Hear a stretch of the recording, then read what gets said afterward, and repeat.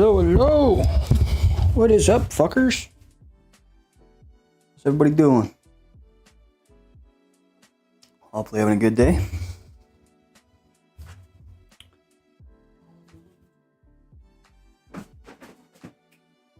Okay. No? Okay. Can't make up your mind?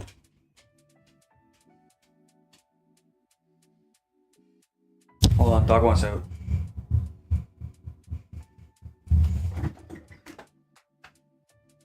What's that?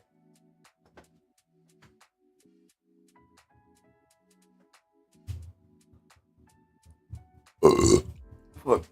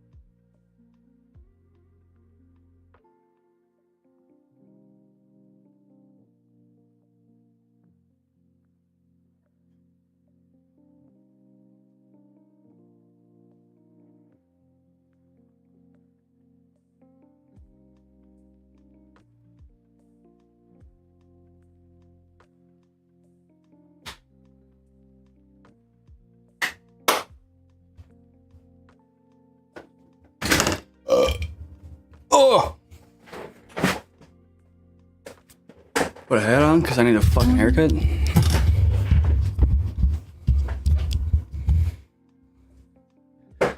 Ooh, gotta change my camera angle.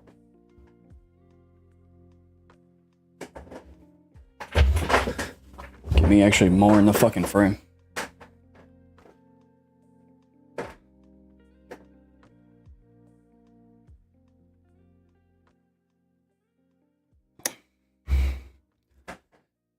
Figure out what we got planned for today. There's one video I want to watch here. And then go from there.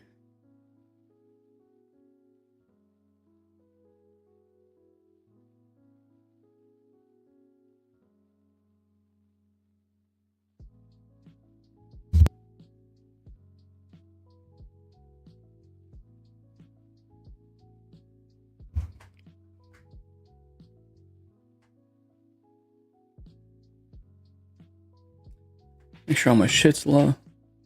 What's live? Kick.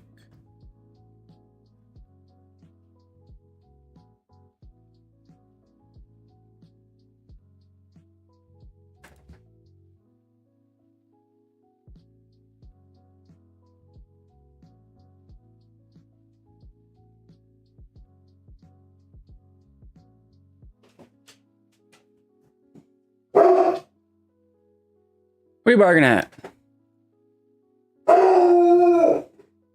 Hold up.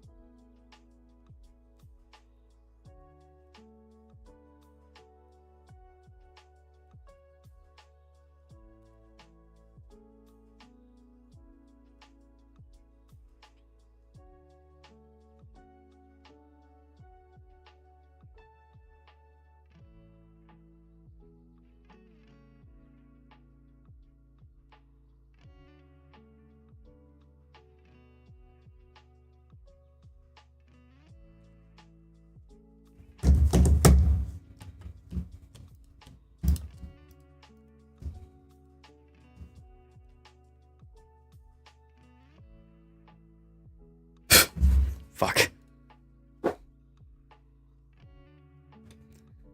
Open up Kick to fucking check my stream, just end up watching other people's streams.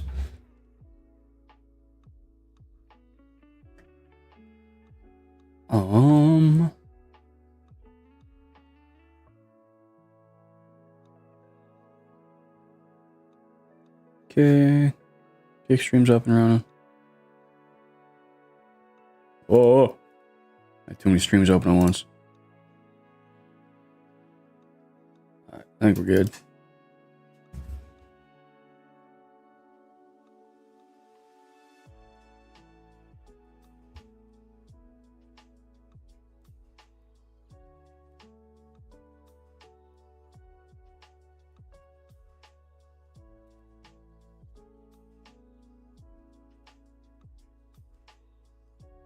Definitely gotta buy a better webcam at some point.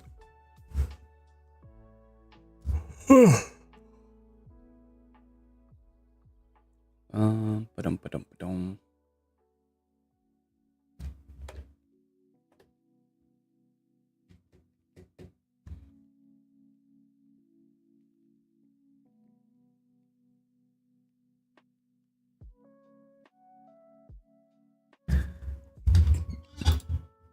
Well, I guess we can check this video out now. I think, yeah, mic's still working, audio's good.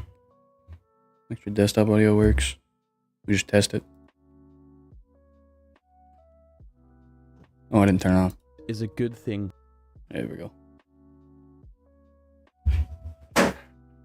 Yeah, yeah, it's just a talking about all the $80 games and shit now, which is, well, that's 80 US, which I'm in Canada, so that's like a fucking 100 something, which is insane.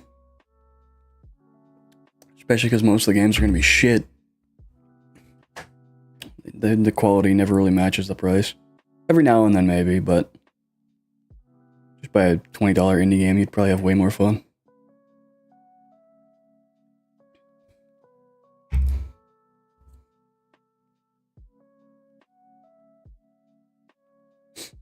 Go buy Vampire Survivors for $3.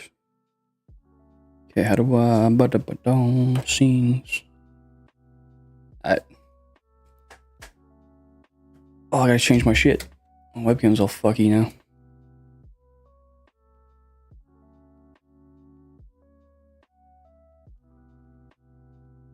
Messing around with some shit. Now it's all whack. Good enough. Alright.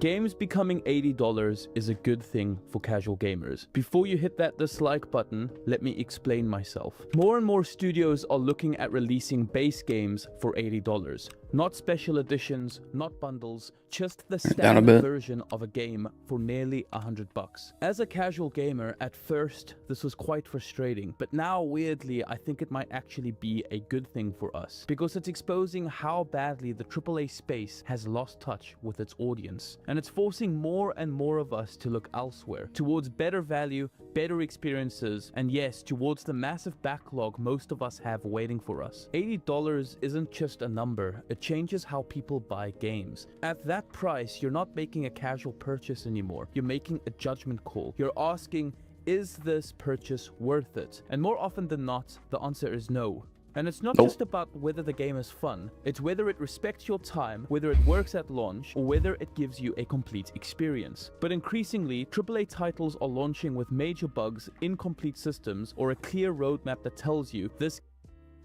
Yeah, wasn't Cyberpunk like that? It launched at like full price, but it ran like shit. I mean, I hear it's good now. I might have to give it a try one of these days. But yeah, that's one of the ones that launched real bad, which can't be good for your game. This game will eventually be good, just not today. And even when the game is good, it often takes far too much of our limited free time just to get to the part where it actually becomes enjoyable. So when the price tag jumps to $80, people start asking, why would I pay more for less confidence in what I am buying? Now let's not pretend that this is coming out of nowhere. This price hike isn't being introduced in a golden age of AAA quality. It's happening at a time when the big studios have burnt an enormous amount of trust. Games like Halo Infinite, Battlefield 2042, Redfall, Avowed, Dragon Age the Veilguard, and any of the latest Call of Duty titles have completely misjudged what players actually want. You can only disappoint players. Microtransactions. That's what we all want, right? That's what everybody wants. I want to pay $30 for a skin. And you can pay $30 for a whole other game.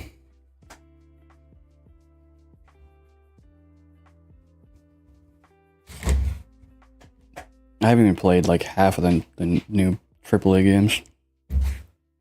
Because, again, most of them are shit. Next one I gotta play, though, I hear it's good, is that Claire Obscure shit. I hear that one's good. I've heard some good things. So many times before they stop trusting you, and asking for $80 while that trust is broken, that's not just tone deaf, you're burning the last bridge you have with your audience. Now let's not forget the bigger context. Life in general is more expensive than it has ever been. Inflation, rent, fuel, food, utilities, everything has gone up. So naturally, we, your casuals, are tightening our budgets, and luxuries like video games are even less of a priority now. We're being more careful and more selective with our purchases. And that's where this whole $80 shift becomes a breaking point. Because if a game's not guaranteed to deliver, we're just not going to take the risk. Not when there are dozens of other options out there for half the price or less. Here's something that's often overlooked. Casual gamers aren't just worried about about money. We're worried about time. If I only have 2 hours to play on a Saturday evening, I want to spend that time actually playing and having fun. Not getting frustrated over bugs or sitting through a 2-hour grind just to try and see if I can get to the fun part, which might not even show up. We want focused, intentional design and fun. We want games that respect us as players. That used to be what AAA studios excelled at, but now there's no passion or innovation anymore. A lot of these games feel half-baked, and it makes spending $80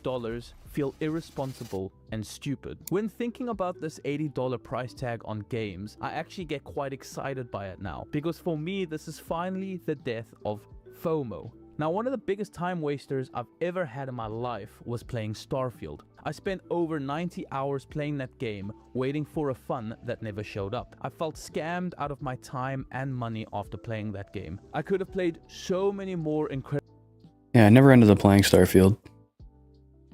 I've heard people say it's good, some people say it's bad. I don't know. I feel like some things it did good, but I think it was a lot of empty nothing, is what I've heard. So I mean, if you're gonna make a game that big, you should probably put some shit into it. Incredible games instead. And now looking back, I think the only reason why I pushed through playing Starfield was because of FOMO. I was scared I would miss out on fun that never actually showed up. A lot of these AAA companies have already ruined their reputations, but sticking $80 on these games has finally killed any remnants of FOMO for me. So I'm so excited to finally get through my backlog now. All this negativity aside, there really has never been a better time to be a gamer. Modern indie games and smaller titles have honestly given me some of the most fun I've ever had in gaming. A lot of these games are made by devs who actually know and understand what players really want, and they're bringing originality and innovation to... I love Blatro.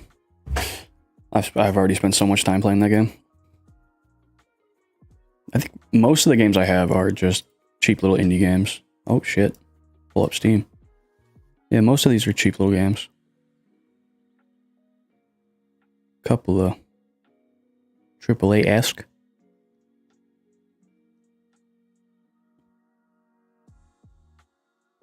Yeah, no point paying full price for garbage.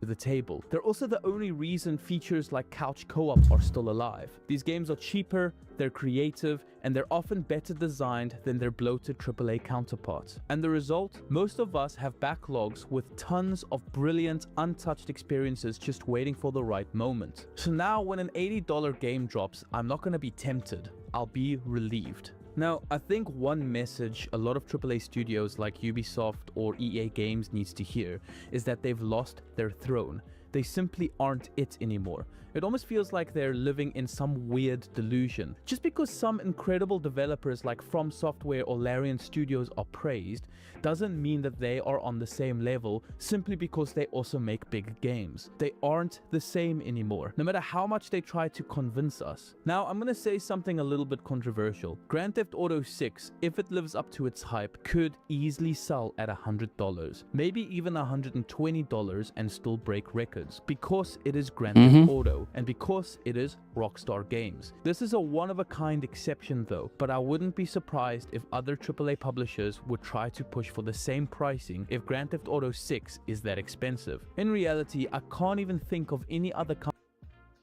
that just won't work. I mean, if they're putting in like the actual time and effort that it seems like they're putting into GTA 6, I think it could more than likely be worth what they're asking for, like 100 or whatever. It's gonna be a lot of fucking money, but if they're putting that much time into it, and they're, who knows, like however big the map is, and if there's so much shit everywhere, then you could put who knows how many hours into that game.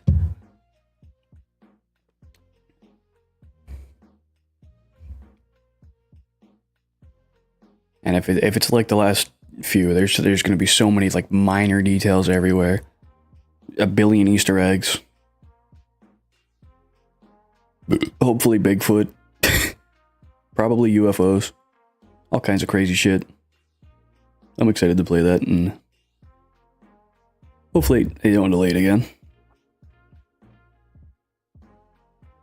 Play that next year. Like, what is it, March? next year, I think. So, not too far off. I don't mind the delay, as long as it comes out good.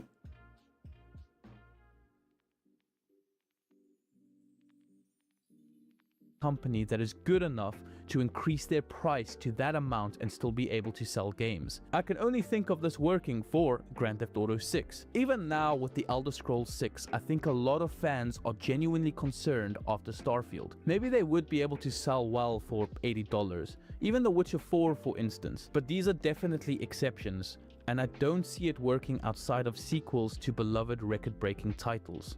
What we're seeing instead is mid-tier studios pretending they belong in that category, like Borderlands 4 for example launching at $80 when the franchise hasn't evolved in over a decade. They're fun games sure, but they're not masterpieces, and treating them like premium luxury products doesn't build confidence, it signals greed. And here's the danger. AAA studios are slowly pushing away the audience they rely on most. Not the YouTubers or streamers, not the hardcore grinders, but the everyday players. The ones who buy a few games a year, the ones who gift games during holidays, and the ones who show up because gaming is fun, not a second job. If you alienate those players, you're not just shrinking your profits, you're shrinking your future. And that's exactly what's happening. People are shifting to indie titles and to older games because there, at least, you feel like you're getting something for your money. In a strange way, this whole $80 pricing trend might be doing us a favor. It's forcing players to be more thoughtful with their time and money. It's reminding us that there's a whole world of games beyond what is being heavily marketed to us. And it's putting pressure on AAA studios to actually earn the price they're asking for. So yeah, it's frustrating, but it's also a correction, a wake-up call. And maybe, just maybe, it's going to push gaming into a healthier, more balanced future. Or maybe this will be the straw that finally breaks the camel's back. As always, thank you everyone for watching, and thank you so much to my Patreons as well. If you're interested in my Patreon to support this channel, please do check the video below in the description. And again, thank you so much to Asmongold and every one of Asmongold's fans for making this channel a reality. And I hope you all have a wonderful day. Oh yeah, I think Asmon does reacts to him or whatever. Fucking switch the scene. Fuck you. Fucking foot pedal. Yeah, no, games are... Like, Borderlands 4 is going to be iffy for me. I'm definitely not going to buy it day one, because I love Borderlands. Borderlands 3 was... It was good. It wasn't as good as 2. I still haven't played 1. I should probably do that on stream. That could be a good stream. But yeah, I'll wait to see how Borderlands 4 is, because I don't know if the... Well, $80, so like 100 Canadian. I don't know if that'll be worth it unless the game is really fucking good. Like, it'll have to be a real good game for me to want to spend $100 on it. But we'll wait and see, because from the trailers, it kind of just looks like Borderlands 3, but a little different. So we'll see how shit goes.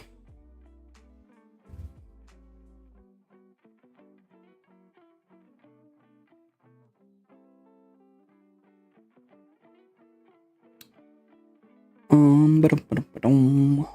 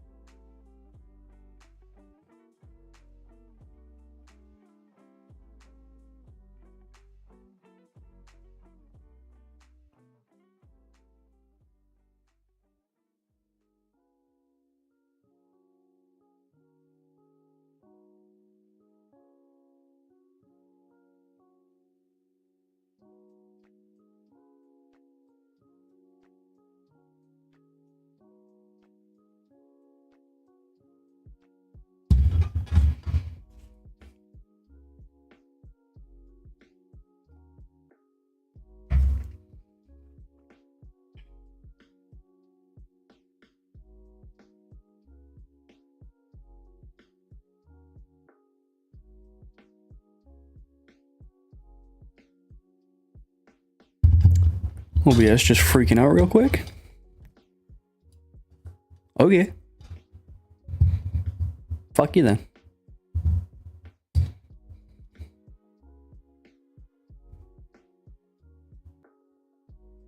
Well, I guess I should have paused my music during that whole video. Whatever.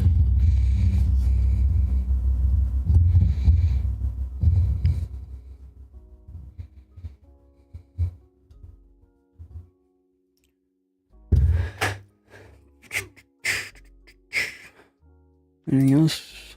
What's going on in the YouTube world? Or anything really?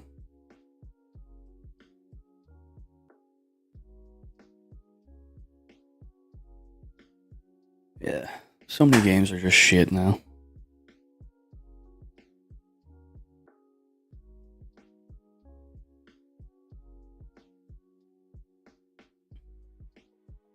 Even the next Call of Duty, I don't know if I'm gonna buy it or not. I bought most of the past few ones, but even the last one I didn't play a shit ton. It's just a camo grind, that's it.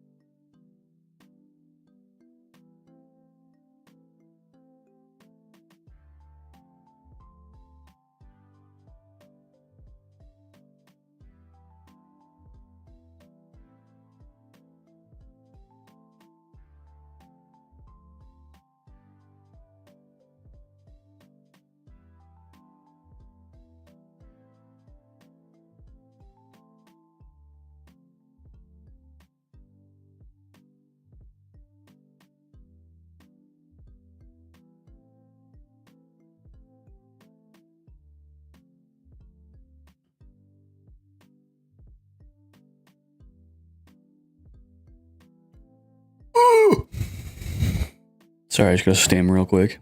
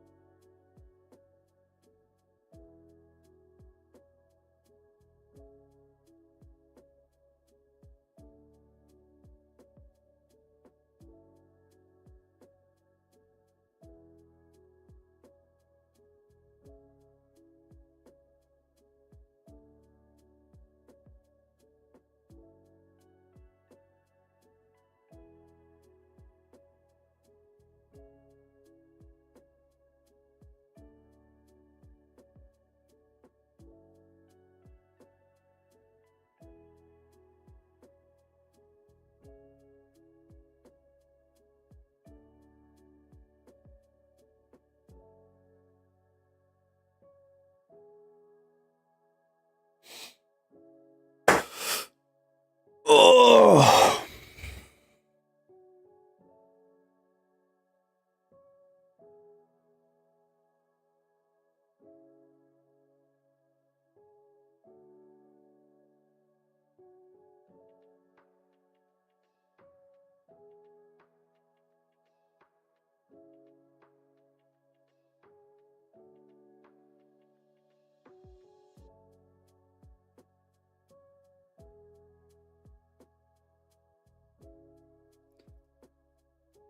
Alright, I'm gonna watch 6 hours of AI Bigfoot.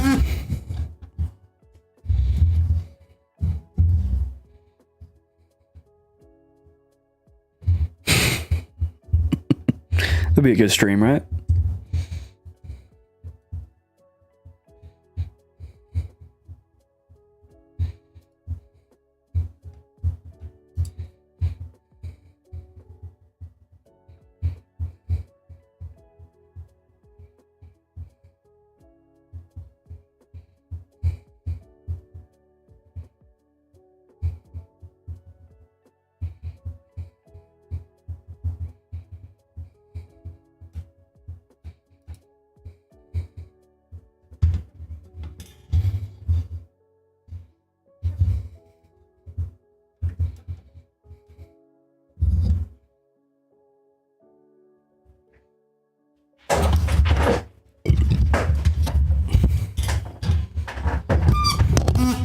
Fuck. I'm gonna need a new fucking mic stand soon. This one's got a duck on it.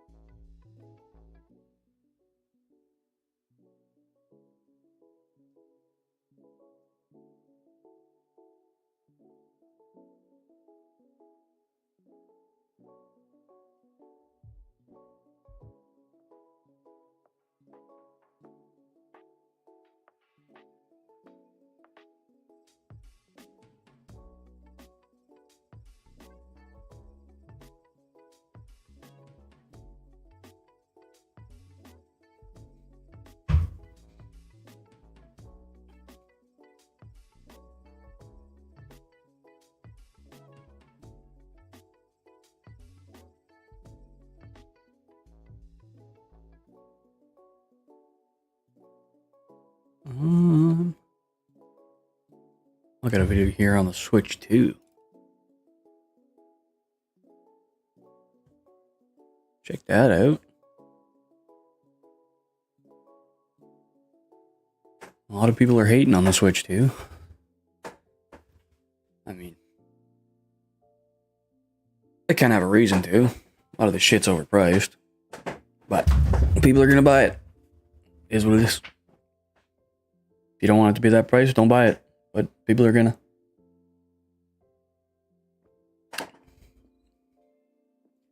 And I mean, Nintendo's always been a little greedy, but a lot of us grew up with it. So, is what it is. We're all looking for that nostalgia. So, we'll pay whatever the fuck. Alright, I swap my shit back. You think I'd know how to do this shit by now? Oh, shit. That's muted. Unprofessional. So, the Switch 2 is out, and honestly, I wish I could say I was excited. I really wanted to be excited. Like many 90s babies, I grew up on Nintendo. They were my very first gaming love, and not just the games, but the feeling. I wasn't a 90s baby, I was 2000s, but I grew up with this shit too. Playing on the fucking NES, SNES.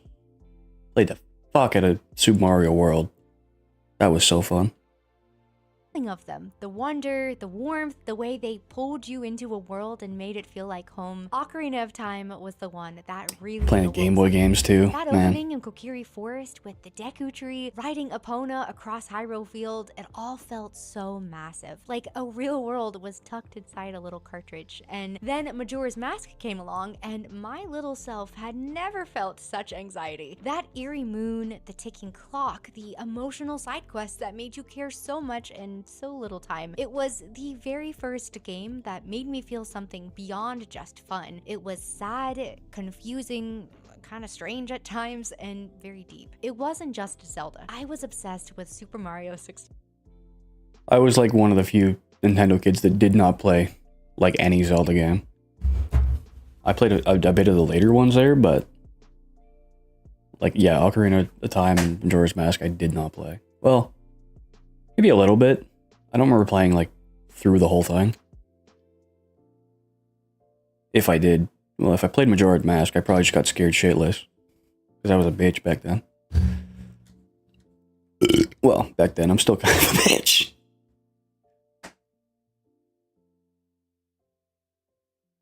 But that one, that I played a lot. 64, man. Running wild through Peach's castle, jumping into paintings, discovering every secret star. That game And Mario felt Kart like too. freedom. So much Mario then there Kart. were classics like Kirby's Dream Land, Yoshi's Story, Donkey Kong 64. Donkey Kong. I don't know why I didn't think of that. That's probably the one I played the most. Or Star Fox. That fucking, what was it, the multiplayer mode? Get the big log that shoots fucking coconuts. A coconut gun. Man, I love that game.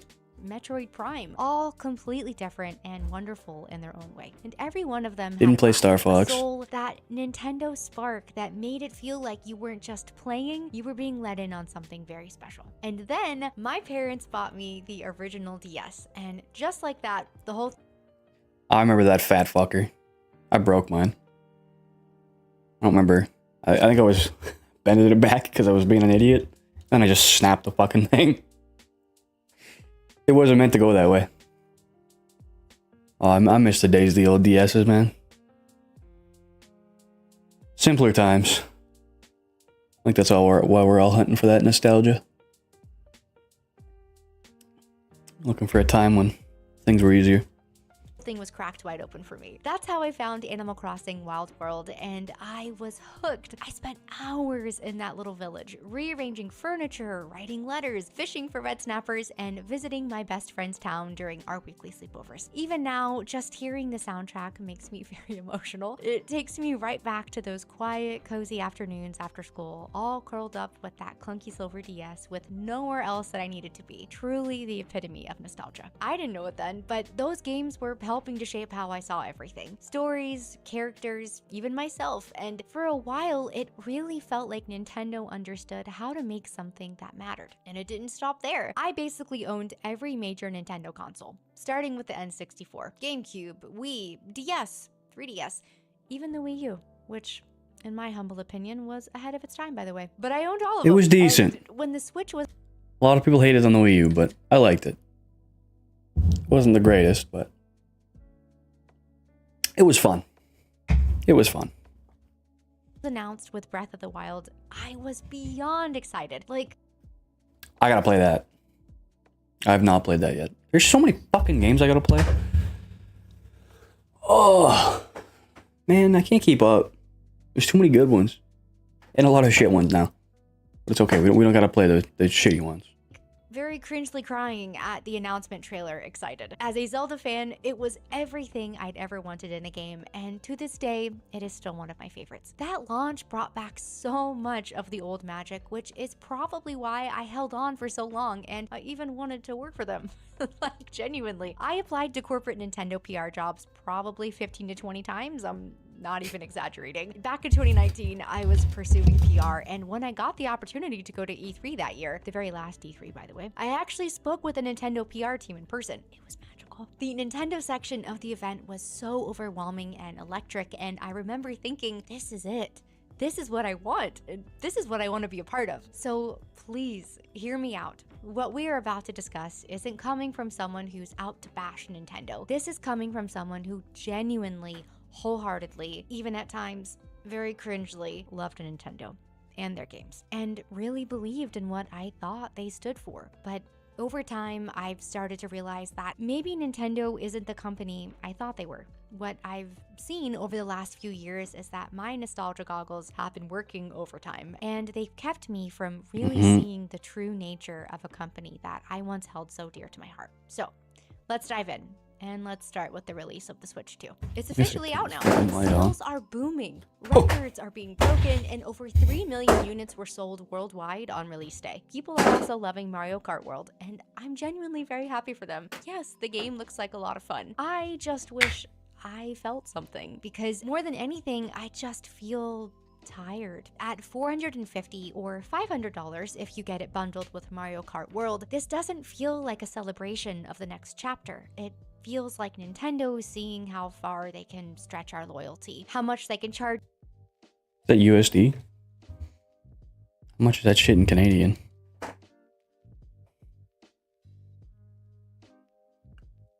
I hate always having to convert shit. Time to move to the States, make it easier.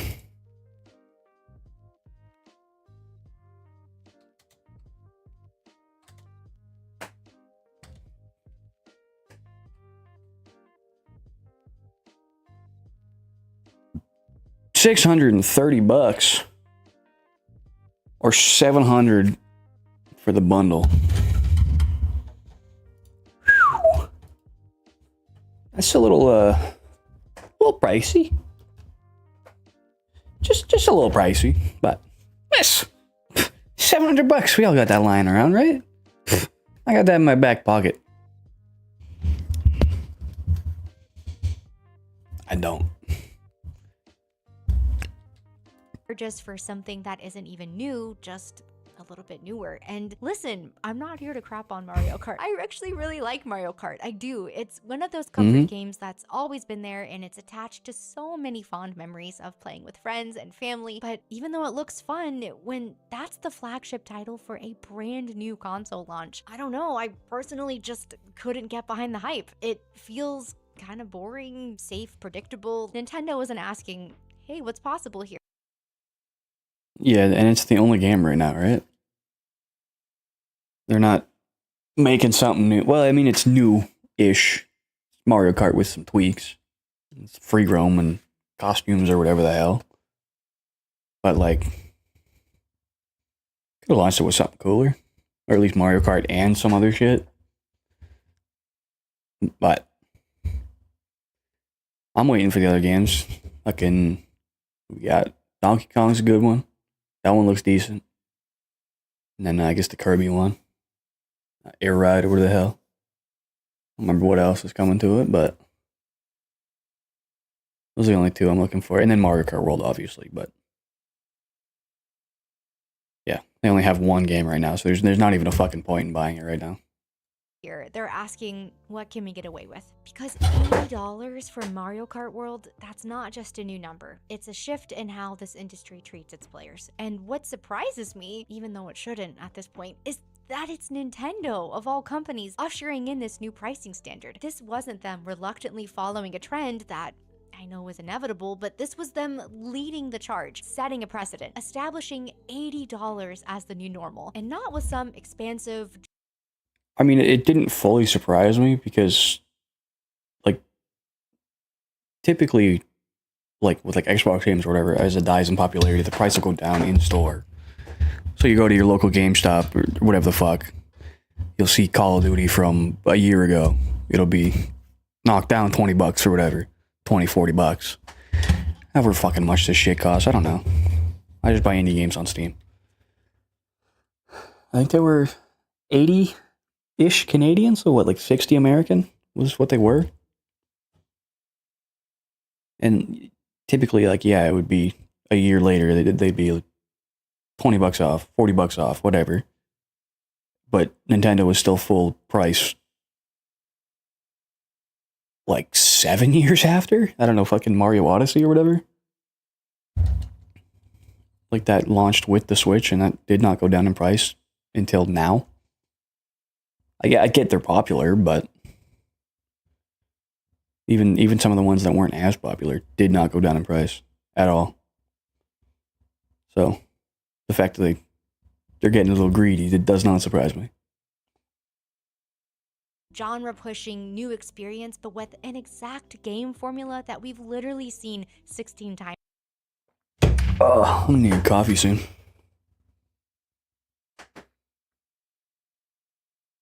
As I get a text.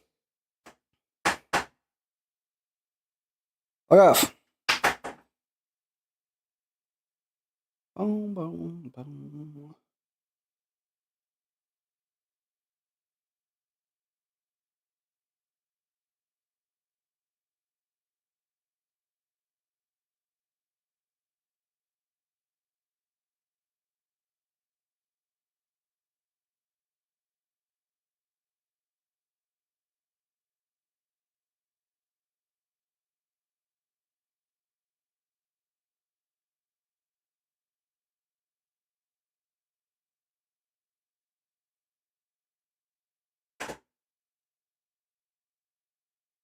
Just hit it with the BRB screen real quick. Slap some tunes on for you.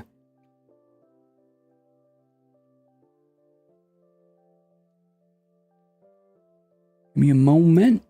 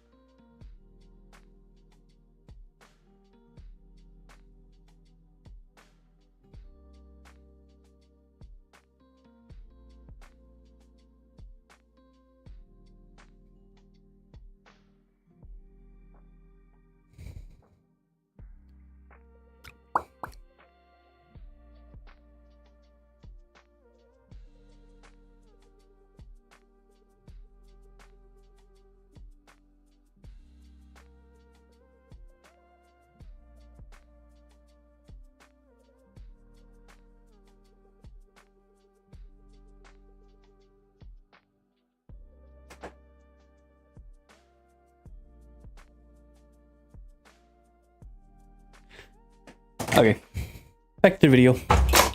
Ow! Fuck, that hurt. Hit my elbow right here. Didn't get on camera though, sadly. Knocked a bunch of shit down. Knocked a robot arm off. I'll fix that eventually. I gotta do a stream building one of them fuckers. I'll go out and buy one at the fucking store there one of these days. Make a video about it. How many are here? One sec. 1, 2, 3, 4, 5. There's 15 Mario Karts? And that's not counting the new one? So there's 16 Mario Karts? Jeez. I haven't even played half of them. I definitely put the most into this one. I think I've only played this one, and this one, and this one.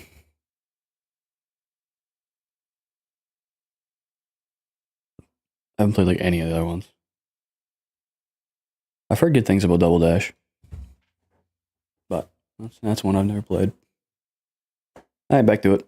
Times at this point. And it makes you ask, why? Because meanwhile, I'm looking at games like Helldivers 2, Hi-Fi Rush, Lies of P, Remnant 2, Clair Obscur, Baldur's Gate 3, and so many more. Games that have real creative vision, some with massive campaigns, even some with fleshed out co-op systems, launching at or below $60. And many of these games are taking risks and really pushing boundaries, and somehow they're still finding a way to be more accessible. So when Nintendo drops a new console, trying new shit with yet another Mario Kart at a higher price than ever before, it doesn't feel like they're honoring their legacy. It feels like they're monetizing it, like they're using it against us. Actually, kind of feels like a slap in the face that stings pretty badly. And yes, to be fair, the Switch 2 is a technical upgrade. 4K visuals, better battery, smoother performance, more storage. It's all technically better on paper, but it doesn't feel like a new era. It seems like a slightly fancier version of something that we already had. And for me personally, this realization of who Nintendo is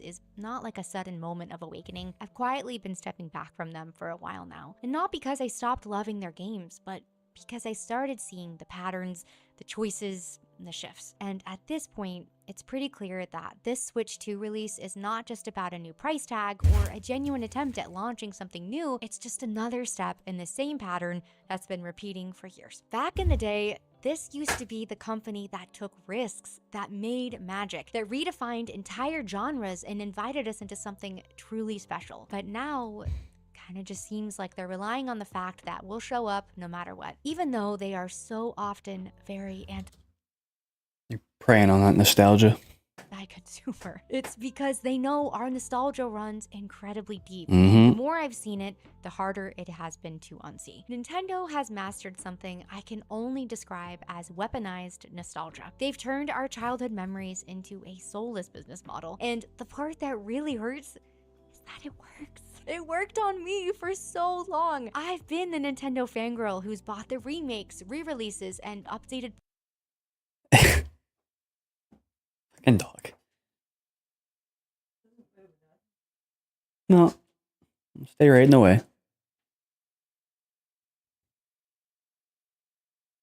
ports, even though I knew deep down that what they were offering was not anything new. And looking back on it, I don't know, I guess it was because I didn't feel like I was buying a game. It felt like I was buying a memory. And Nintendo knows that. They know that we remember how it felt to blast through Alien Worlds and Metroid Prime, or how it felt to spend hours raising your perfect Nintendog like it My Nintendogs definitely died. I did not take care of them. was your actual childhood pet. They know we feel these titles in a way that goes beyond gameplay. And they have perfected the art of re-releasing titles, sometimes only mildly updated, at full price, locking legacy Nostalgia is one hell of a thing, eh? I'm out of coffee. I'll have to make a new one after this video. We're all just looking for the fucking a memory of a time when things were simpler, games were better. Companies are feeding off that. They get some money. It's all about the moolah. It's about the shmoney. content behind paywalls and subscriptions, and offering nostalgia not as a gift, but as a heartless transaction. And just a quick side note that I found out while I was writing out this video. Do you want to talk about Heartless? Because I just found out that Nintendo actually replaced the voice actress for Princess Peach after 18 years. And they didn't even tell her. She found out with the rest of the world when the new Mario Kart game came out. Like, that's actually insane. But The fuck? The same one for 18 years and then just, nope, no more.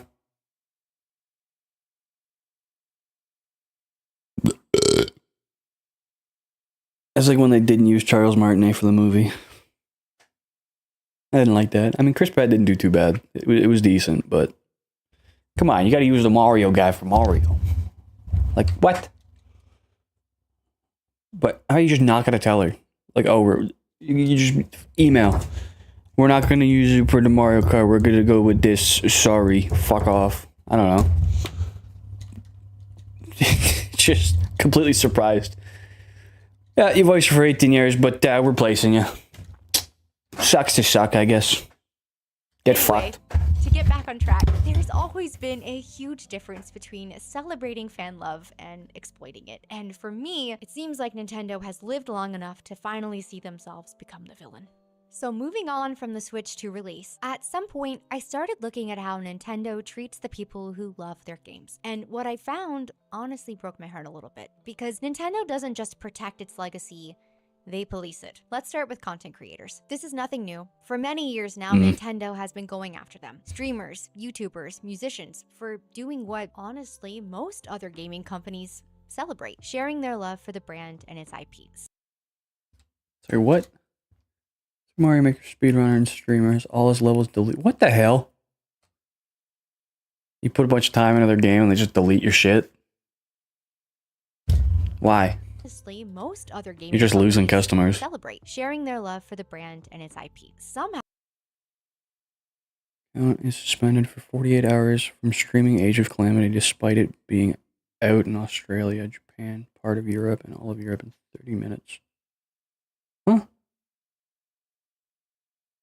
I managed to kind of turn a blind eye to most of this until the Point Crow situation. He was a YouTuber who was making these really incredible Breath of the Wild mod videos. Fun, creative, and totally original. I've seen a few of those. And then one day, Nintendo claimed and struck 27 videos. No warning, no conversation, just straight up attacked. And it wasn't Just because it had their game? just his See what Breath she of the says. Wild mods, it was any content that featured them, including other creators who had collaborated with him. It all got wiped out like a purge. And it made me pause because these weren't leaks and they weren't made to be malicious. It really was just fan content that was made out of love. And Nintendo really cracked down on it like it was a threat. And this was not a nice It's just people having fun with your game. Why is that a problem? Fuck you! You can't have fun! No! isolated case. One that has really stuck with me was Gilvasunner. And if you didn't know, Gilvasunner's channel used to be one of the only places online where you could find full Nintendo soundtracks. For years, Nintendo basically had these locked up very tight unless you were able to purchase a physical CD from Nintendo themselves. They weren't on Spotify, Apple Music, Nintendo's YouTube channel, no official platform to listen to any of it. And Gilva wasn't even trying to profit from this. There were no ads or monetization, just the original music uploaded for fans who wanted to relive the moments those songs came from. It was really a gift to the community. And then it was gone. Nintendo initially sent over 1,300 takedown notices, and after that, it was followed by another 2,200. The entire channel was essentially wiped out, and Gilva closed up shop. And I know this might sound a little bit dramatic, but that was kind of a big turning point for me when it came to how I viewed them. Just a little side note / confession, but as a former Disney adult who has learned the error of her ways, I feel pretty qualified to say this. Nintendo really is the Disney of gaming. They're wholesome on the surface, very full of magic and memories, but underneath, there's a very quiet, corporate, malicious control. And both companies know how to tug at your childhood heartstrings while handing out copyright strikes and ulterior motives on the side.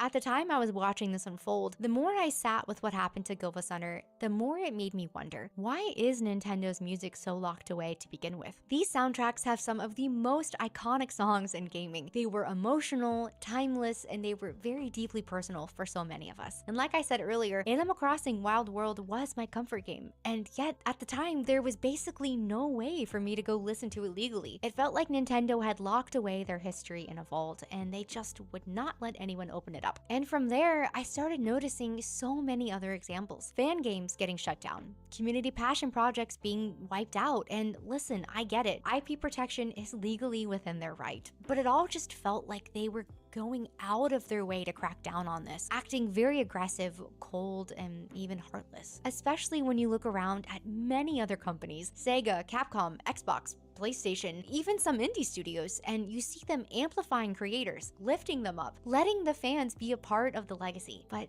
Nintendo doesn't really do that. They continue to pull the plug again and again, and over time, I started wondering if maybe I had just been giving them the benefit of the doubt simply because I grew up loving them. So at this point, after the Gylfasunner takedown, I had already started to feel uneasy. The creator takedowns, the fan projects, the legacy content, it was all I don't get why you wouldn't want people to enjoy the music. Like if you're not gonna let them do it, fucking put it somewhere. Other than having people to buy CDs. Put it on fucking Spotify. Put it on YouTube Music. I don't know. Just let people like things. Come on.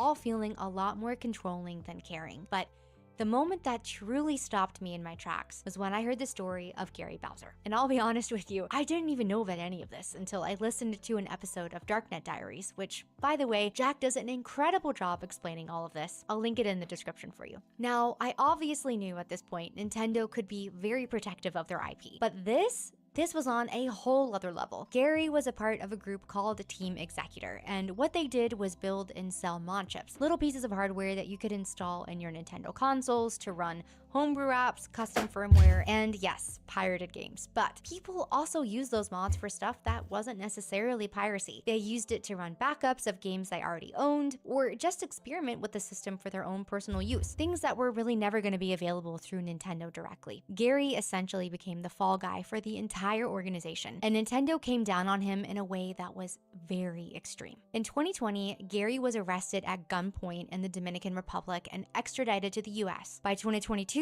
he'd been sentenced to 3 years in prison and ordered to pay $14.5 million in damages, $4.5 million in restitution, and then another $10 million from a civil suit. And after he got out early, he still owed all of it. And he started paying Nintendo back 25 to 30% of his monthly income, which at one point was just $25 a month from his prison library job. He'll basically be paying them for the rest of his life. When I heard that, Jesus. I genuinely felt heartbroken for him. Yes, what he and the rest of the team were doing was illegal, and they did profit off of it, but Gary was just one man. And are we really saying the punishment fits the crime here? Because whatever legal lines were crossed, this felt less like justice and more like hatred and wrath. And not just for what he did, but for daring to even touch Nintendo's closed system. And the part that really got me with this is Nintendo tried to get Sony and Microsoft to back them up here, to join the lawsuit and make it a united front against piracy. Both companies said no. Both Sony and Xbox, billion-dollar publishers in their own right, refused to be a part of it. Even they seemed to think that it was too far. And again, I am not here to outright defend piracy, really. There's a whole conversation to be had about access, preservation, and ethics, but this felt incredibly cruel and predatory. Nintendo did not just want to stop Gary from what he was doing, they wanted to make him an example. And for me, this was the defining moment when I knew Nintendo was no longer the company that I had loved for decades. And if you thought Gary Bowser's case was just a one-off or a legal overreach in a rare situation, it wasn't. Because not long after that, Nintendo set its sights on something much bigger and arguably much more telling. You might have already guessed it, but I'm talking about Palworld. You probably remember when it blew up. A very weird, chaotic blend of Pokemon It's a fun game. style creature collecting and open world survival mechanics. It was very messy, it was wild, but it I gotta was play it so more. much fun. People were very obsessed, myself included. And yes, come on, it clearly was inspired by Pokemon. That's not a secret. You could throw a spear, you could collect little pals, you ride them, you battle them. It was Pokemon adjacent, absolutely. But here's the thing.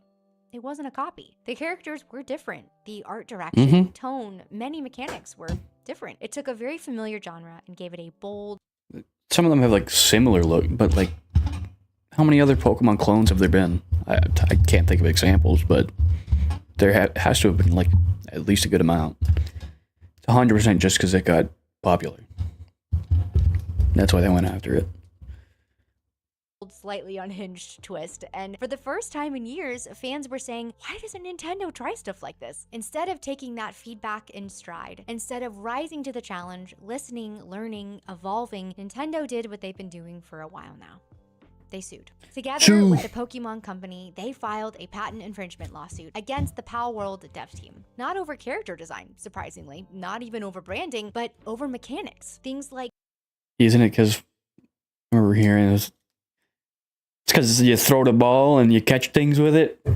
That's their thing, I guess. Throwing a PAL spear to catch creatures, using them in combat, riding them across the world. And because of all of this, the PAL World team had to actually go in and change all of those features. They stripped out mechanics that players loved, not because they were unethical, but because they simply couldn't defend themselves against a legal juggernaut. And just like with the Gary Bowser case, Nintendo tried to bring other companies into the fight. Sony and Microsoft were purportedly approached to back them again here, and again, they declined. They did not want to be a part of it. And They're not gonna help. all Stop of this asking. says a lot because this could have been a big moment for Nintendo, a wake-up call, an opportunity for them to ask, what is it that people are responding to? Why are they so excited about this? What can we learn from this? But instead of innovation, they chose Well, why would you make something new when you can just sue everyone? litigation. And to me, it was not a stand for creativity or IP protection. The Pokemon formula has been around for literally 30 years. We all know what it is and where it comes from. And PAL World was not going to change that. No. This was Nintendo being a bully and swinging at anything that threatened the comfort of their complacency. They had an opportunity to grow, to evolve, to take advantage of someone already laying the groundwork for them, but instead, they chose violence. And after everything, the creator takedowns, the lawsuits, the No Mario Sky? What the fuck is that? I guess I'll never know because it's been shut down.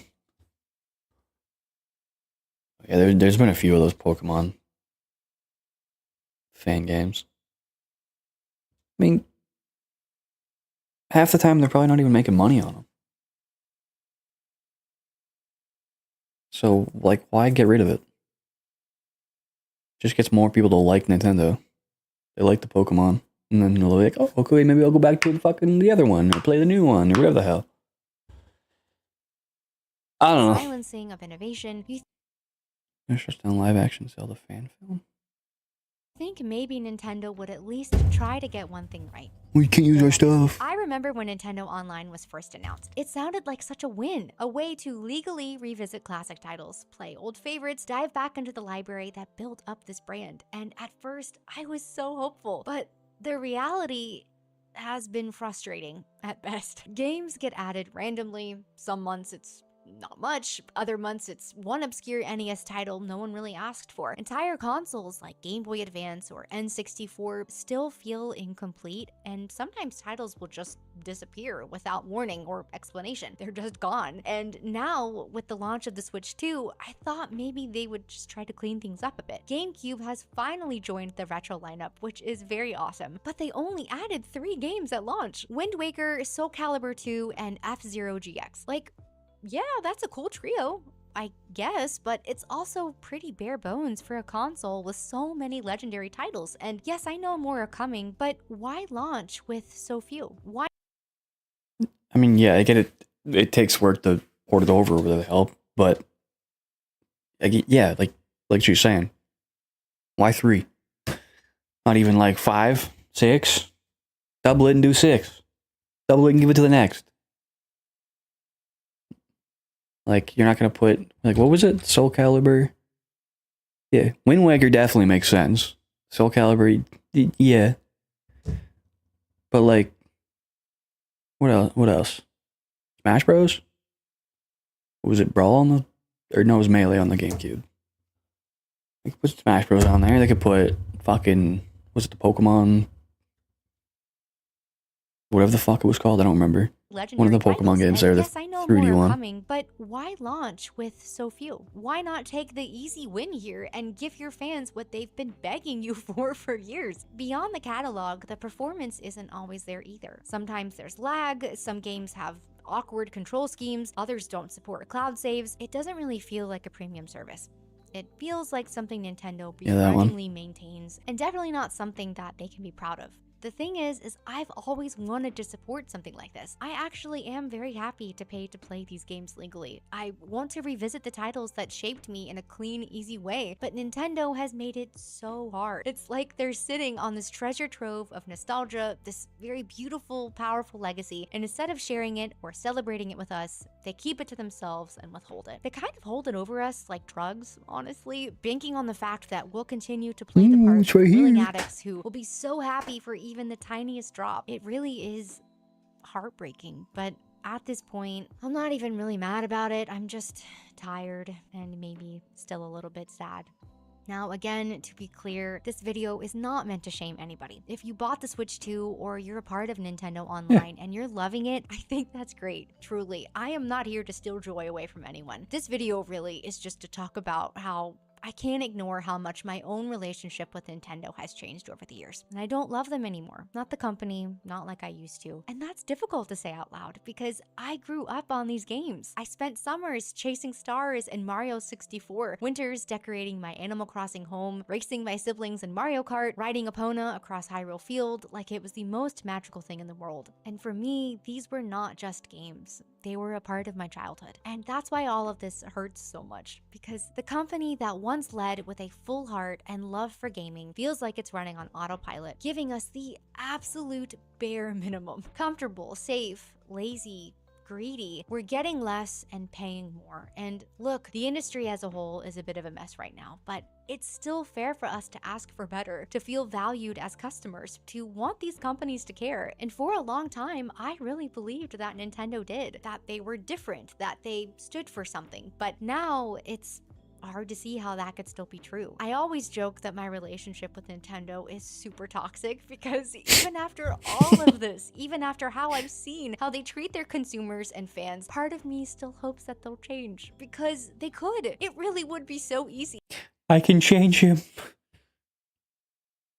If they wanted to, they could be the company that supports creators instead of silencing them, Mhm. shares their legacy instead of locking it away, prioritizes joy over control, and evolves instead of Just make cool shit and don't shut down anyone that makes fan shit.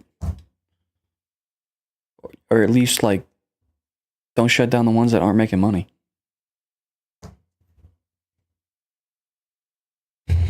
Just makes your company more popular. I don't know. I'm not a professional. I'm just a stupid fucking idiot on the internet. I just play games. Because my brain is melting. punishing innovation. I really would love nothing more than to fall back in love with them. But right now, it just seems like Nintendo is going to keep being Nintendo. Just very stuck and too happy to stay that way. The love that I once had for them was so real and the magic really mattered. But the company behind that magic, it feels further away than ever. If you made it to the end of this video, seriously, thank you so much. And I would love to hear your story. What made you fall in love with Nintendo? Are you still in love with them? Or have you also had a bit of a breakup with them like me? Let me know in the comments. And thank you so much for watching. I'll see you in the next one. That's another good video. I definitely think if you're going to be paying more for games and shit, we should be getting more. Or at least getting good stuff. You can get less, but still good less.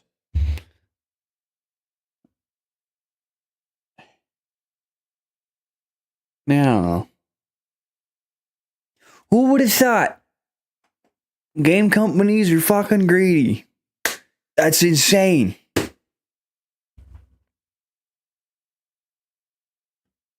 Whatever. People are still going to buy the games. But I think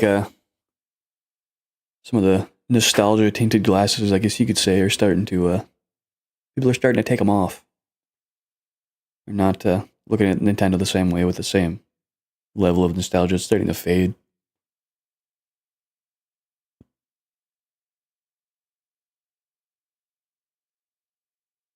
And I mean, fuck. You want to play 64 games, just go buy 64. Don't pay... How much is it a month?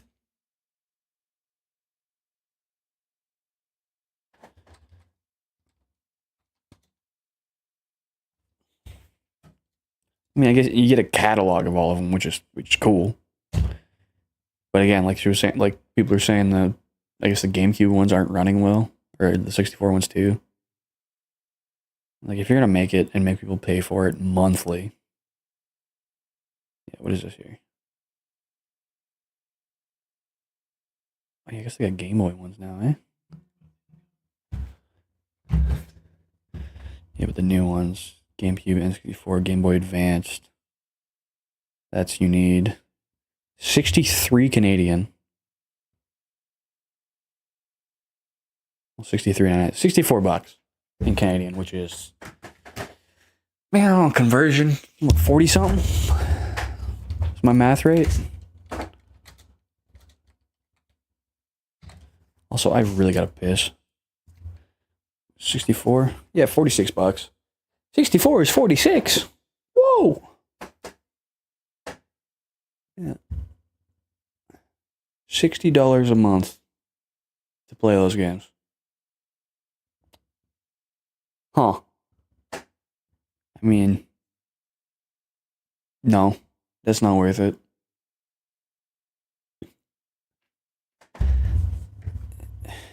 I mean, you get a couple of DLCs. Here, I can pull up my screen. Like, this is what you're getting. Online. Which, I mean... Oh, this is... Oh, it's a year. Okay. Sorry, I'm a fucking idiot. That is way more sense. What is it monthly?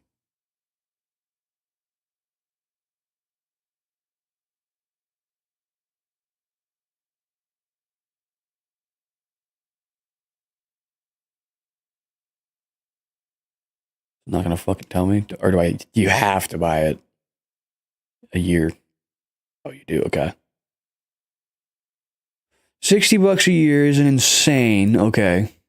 Now that I'm using my brain and fucking reading.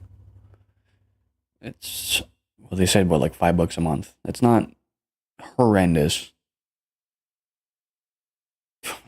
I'm glad it's not 60 bucks a month. That'd be fucking insane. Yeah, I just can't read. I mean, yeah. I mean, what, Game Pass and shit, that's like, what, 15, 20 bucks? Something like that. So it's about the same. As long as shit runs good. But people are saying it's bad. I played a few of the NES ones. They weren't terrible. I haven't played any of the newer 3D ones. But we'll see how the Switch 2 goes. There's definitely going to be a lot of people. I think there already is a few people boycotting it or whatever. I don't care. You buy it, you buy it. You don't. Who cares? No matter what, there's going to be people that buy it, so they're not going to change their fucking prices. So, just, it is what it is. If you don't feel like paying $80 for a game, don't buy them. These companies, they're not going to listen. Unless literally every person stopped buying it, or at least most of them. But it's not going to happen. And I mean, as long as they deliver good games.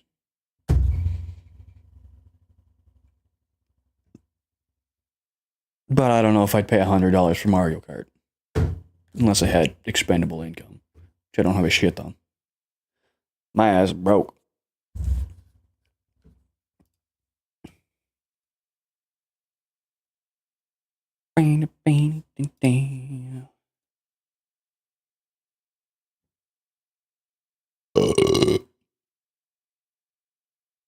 Alright. Give me one sec. I gotta piss. And then, I don't know, maybe we'll see what else some videos and shit is around. If not, then we'll play something. We'll figure it out.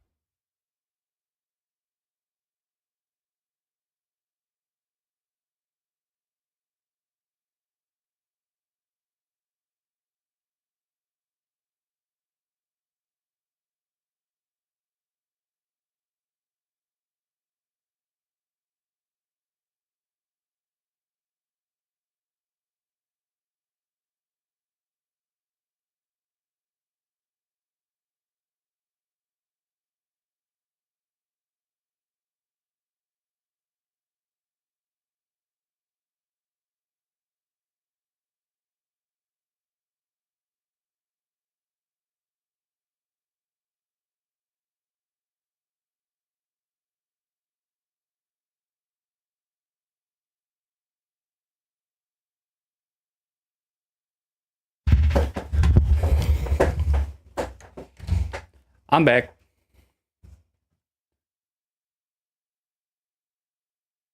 Dun, dun, dun, dun.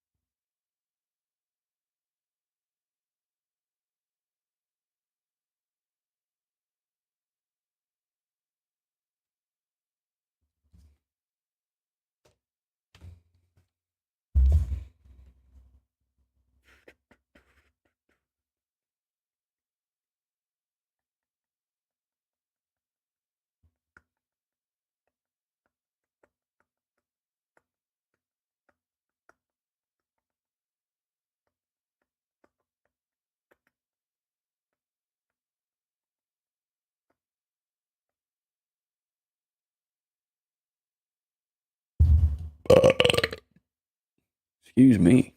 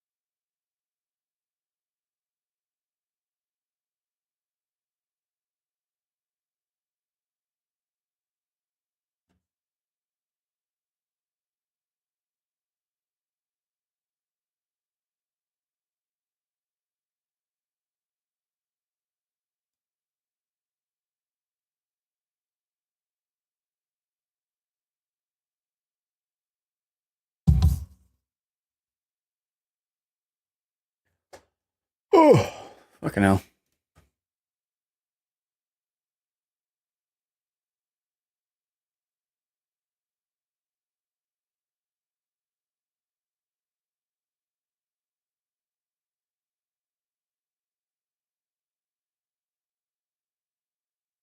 Oh, I can get rid of the fucking games off YouTube? Sweet. Hide the shorts too. Let's go. Get rid of all this shit off my screen.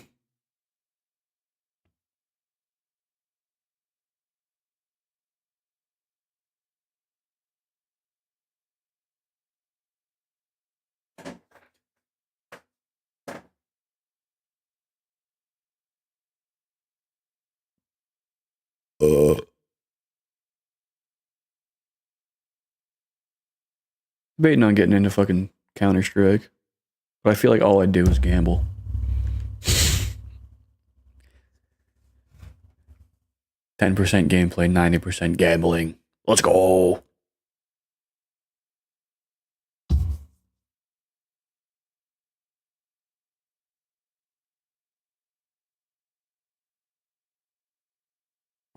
Bum, bum, bum, bum, bum, bum.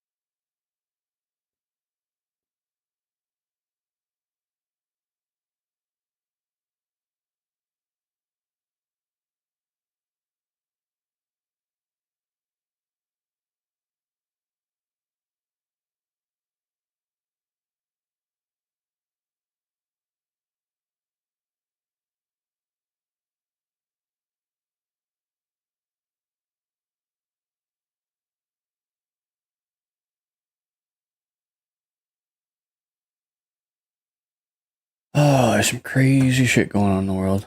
Sorry, I was just reading up some news. I don't like. I'm gonna talk about it on stream. Just it's real shit. It's everywhere. Not really qualified to talk about that shit. I'm just a fucking dipshit.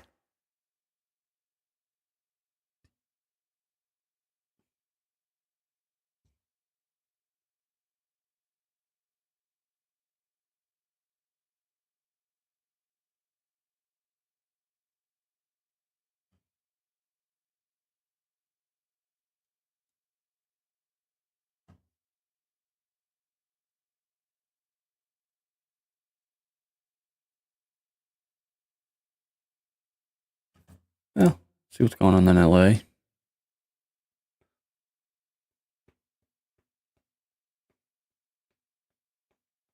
That shit's crazy too, out in America. Protests and shit.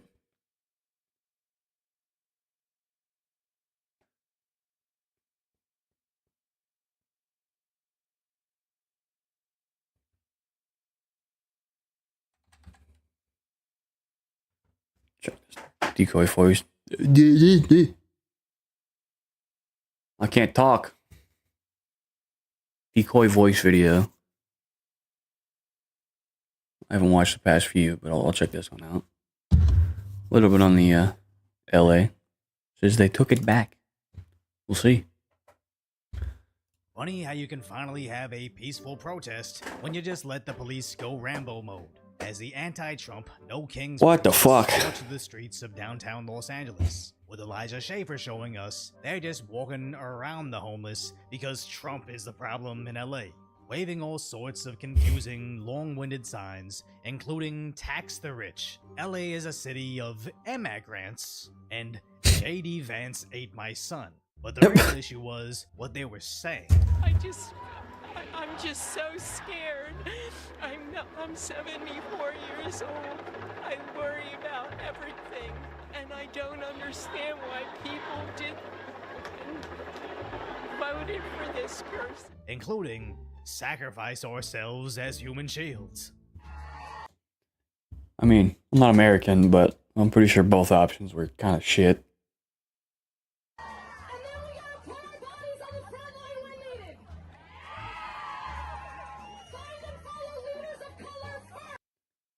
They're just fully in the street. Well, hopefully there's no, emergency vehicles or anything that need to get by. Because they don't need to go anywhere, right?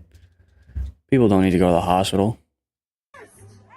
Or put out fires.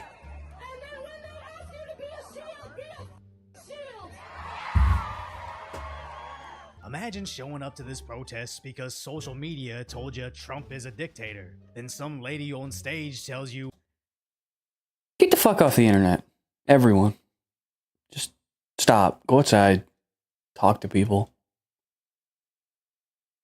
you're here to be a human shield. That's some weapons grade brainwashing if you stay, as they definitely knew they'd need some human shields. As the LA sheriffs came in with massive numbers, almost like a show of force parade, and Anthony Cabasa records how they brought back the armored cowboy cop cavalry, who immediately got The fuck are they holding? It's just like a stick. Cabasa records how they brought back That's some shit I don't know. cowboy cop cavalry, who immediately got to business pushing the protests away.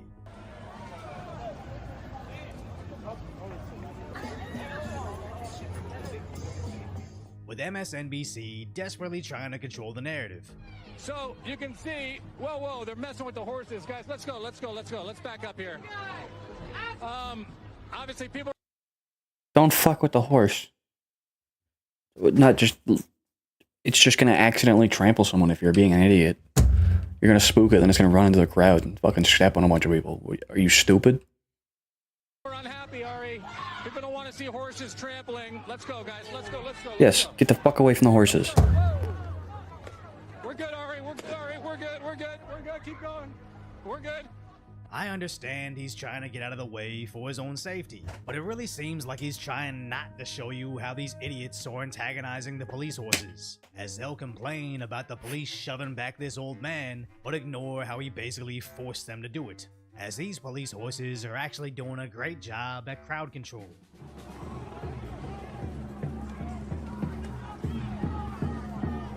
And for whatever these horseback cowboy cops can't, the tear gas can.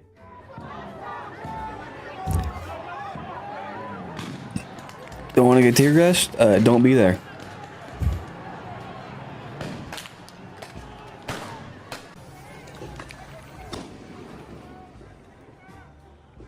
Like, you can stand and chant and hold your signs and whatever, just on the sidewalk, maybe. And not blow up cars and throw bricks and shit. These ones don't seem as bad, but it's just a lot of fucking people. So when these They're just in the way. tried to take back some of the street, the sheriffs had no issues marching right through. Somebody standing there? Just fucking push them. I hereby declare this to be an unlawful assembly and in the name of the people of the state of California. Actually insane With the LAPD Insane how dumb looking these like people a are. scene from the Revolutionary War. Like, the fucking war. Enough of that shit going on already. As the city eventually devolved into a combat zone. Basically a civil war at this point. It's police versus fucking idiots. Some of them probably aren't dumb. They're probably trying to do some good, but man, I don't fucking know. It's just.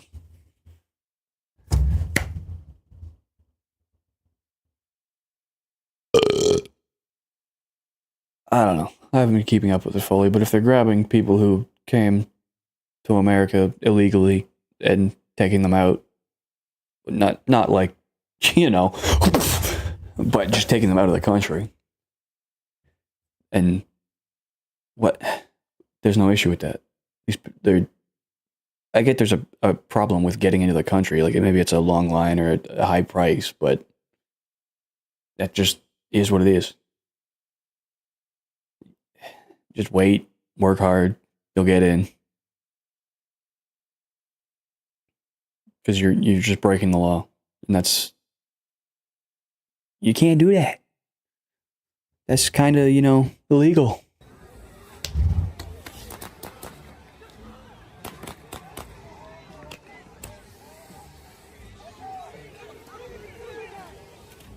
I really wonder if the mayor let local law enforcement do this 6 days ago, would they have been able to destroy any cop cars or loot any stores? As it really seems she only let the police do their thing. And the looting is so dumb. You really think that's going to help? Stealing from... I think they stole from immigrant people as well. Just small shops, like mom and pop shops. Most of them probably aren't even protesters. They're just going there to make some fucking quick buck. Or just steal some shit.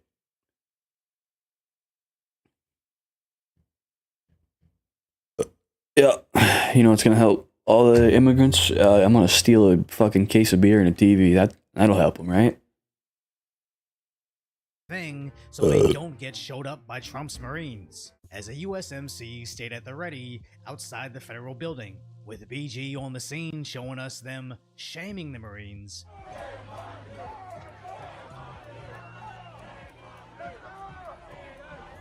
But treating them drastically differently, as they're not playing with paintballs, the Marines are carrying M27. They want that forward A-X fucking shield bash. Like, poof. Interesting when you don't treat them like peaceful protesters, but idiots that just raised the city for several days, they suddenly know how to behave. As local KTLA showed us how quickly they quelled the crowds, but also stating this was following a day of peaceful No Kings protests, conveniently omitting how the LAPD reported concrete, rocks, bottles, and commercial-grade fireworks being flung at police officers. And I admit, unlike the riots, there wasn't any burning of police vehicles or looting of sushi restaurants. Not as bad, Likely because they but were actually still. allowed to immediately arrest any bad actors, as several cities like San Diego had. Holy fuck. You gotta take a fucking detour. peaceful protests. They look like Over in ants. Philadelphia, it was much of the same. But if all these American flags at a liberal protest seem unfamiliar, it's because somebody was paying to have them massively distributed. And they weren't the only city astroturfing their protests with pro-American sentiments. But over in Texas, they had a They're waving American flags, not everyone else's. very different approach to the No Kings movement. What the fuck? It's always interesting that they keep referencing a fictional story about a pressing woman, while simultaneously they're Handmaid's openly Tale or whatever. endorsing the mass importing of a certain belief system into this country that is incredibly oppressive to women, and you don't have to watch a TV show, it's actually happening. I'm not trying to say they're wrong, I'm not trying to say they're right, I'm just saying it looks stupid. But at least they were peaceful, unlike in Washington where they pelted the police vehicles driving away. And in Seattle, scared drivers actually drove through their makeshift Like, are you... Just fucking let them leave. That's it. You want them to leave, let them leave. Why antagonize them? It's just gonna make them come back and do more shit. It's so stupid. These people just want the fight. Just so they can get their little bit of attention. Because their parents probably didn't give it to them. barricades. Then in Salt Lake City, there was a shooting. Again, it's just so early right now. Fortunately, we have everyone involved in custody, and we're going to be sorting that out. We also had a lot of witnesses, and we're talking with the witnesses as well to see what we can learn. But when looking at all the protests, One person shot? they barely Talking with the witnesses. One person created Angels and shooter.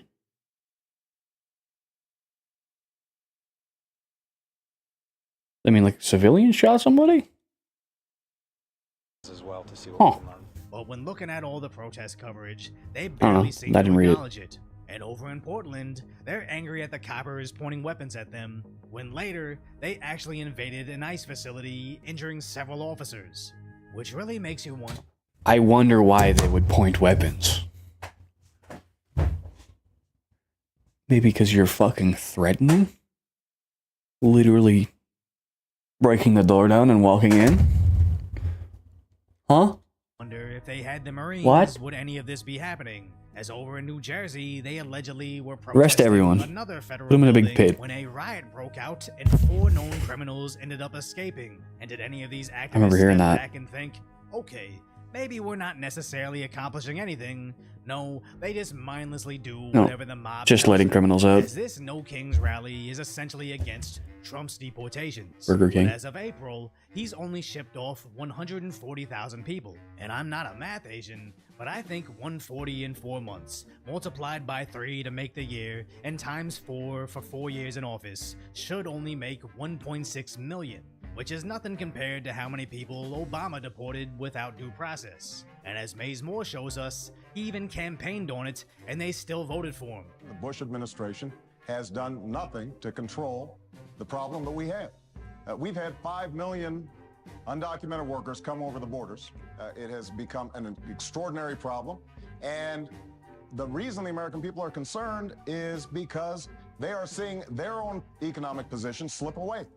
And oftentimes, employers are exploiting these undocumented workers. They're not paying the minimum wage. They're not observing worker safety laws. As president, I will make sure that we finally have the kind of border security that we need. Obama is basically But he's not an old white guy, so clearly it's not a problem, right? Because all old white people are Nazis, right? We know that. Because you disagree with them. They're fascists. Because why would anybody think about calling people fascists or Nazis when, you know? Man, I don't know. There's so much dumb shit going on. I can't keep up with it.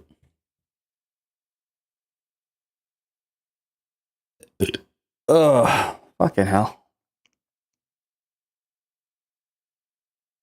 But it's okay, it's Obama. They're doing the same shit, but it's Obama, so it's okay. It's not Trump. a MAGA conservative by today's standards, but the left simply adores him only because nobody has told them not to. as they have zero virtues, just NPC talking points to No. parrot. You just gotta fucking do whatever the fucking internet tells you. Oh, this person on Instagram told me to hate Trump, so I gotta hate Trump now because they said that and they have this many followers. Man, shut the fuck up. Have a thought. My headphone died. Man, I don't want to have a thought anymore. I'm going home. My other one should be charged up now. Charge one while the fucking other one pull it out. There we go. What was I talking about? Yeah, have a thought. Use your brain. Brain it. No one can do that anymore because they're all rotted on the brain. I don't know what the food we eat, the shit we watch, definitely the shit we watch, the internet, social media has fried this. No more brain. You just do whatever you see on your screen. Oh, this person said this. Okay. That's my thought now. Not you should maybe look at it and be like, maybe this is this, and then get the gears turning. Now those gears are clogged up with TikToks.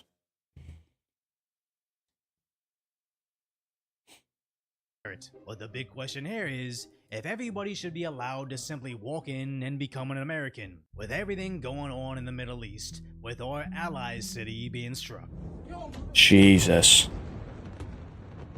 As they continue to attack our enemies. If America gets involved in a hot conflict, do these newcomers get sent to the front line to die, or is that specifically reserved for American-born men? As we saw in the recent war in Eastern Europe, refugees that received social services for years immediately fled the country. And I honestly don't think somebody should be forced to the front lines to fight someone else's war. But when you have massive amounts of people demanding that they deserve to stay in America, so much that they're willing to destroy the city to prove their loyalty, should the need arise, are the Democrats then going to ask or even draft them to fight? And that answer tells you everything.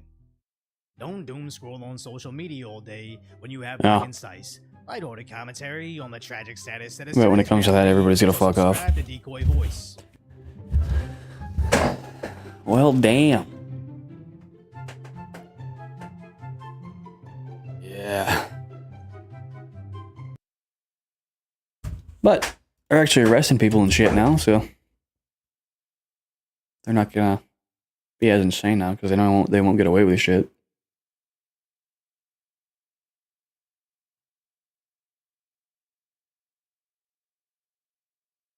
Why can't people just think on their own without having someone else think for them?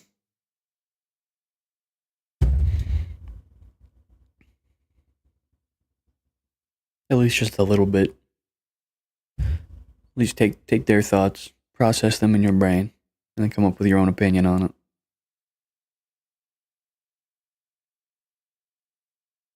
But that's too hard. That's too much effort, dude. Now, who knows? This has been going on for fucking, what, like a week? I think now? A week or two? I don't know.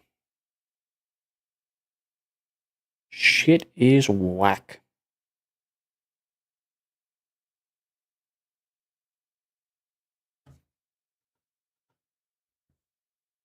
Dum dum dum dum dum dum.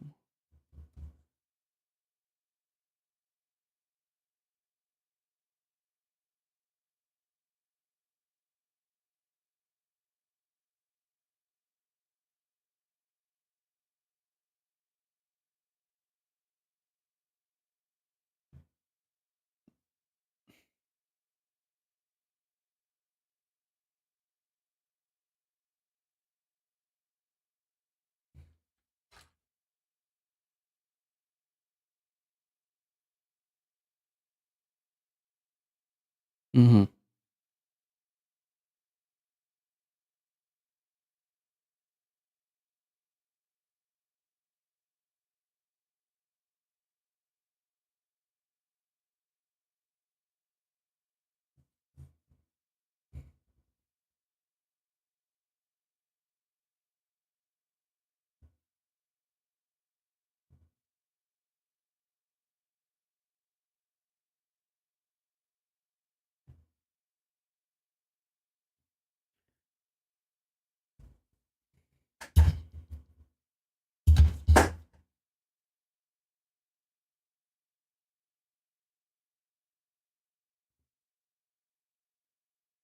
Trump is definitely also doing some dumb shit. But there's no one with politicians. They all kind of suck. Even when you get a good one, they're bad.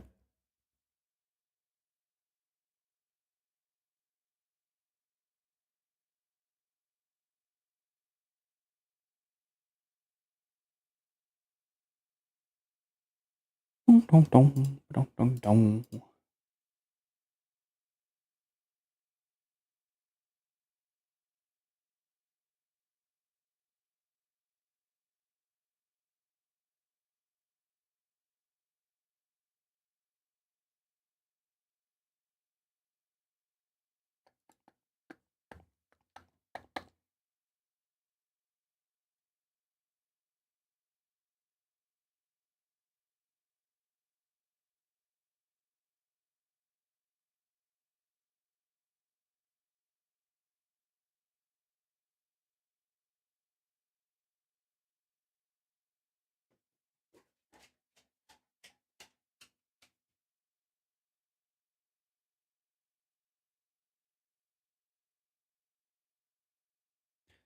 I gotta piss.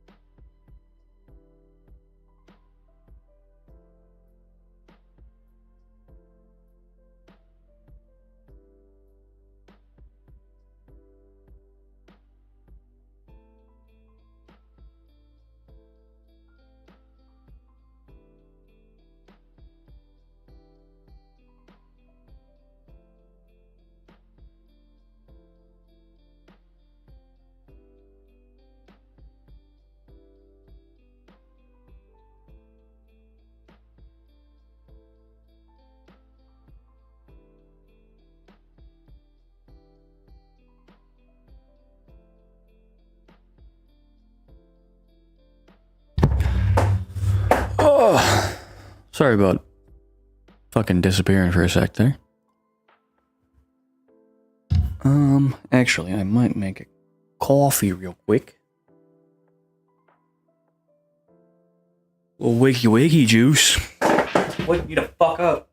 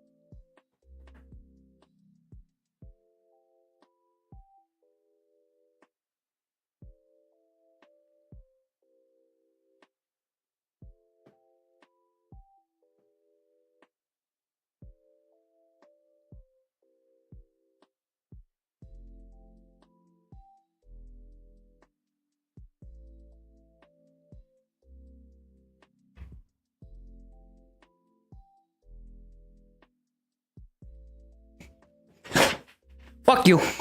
I'm back.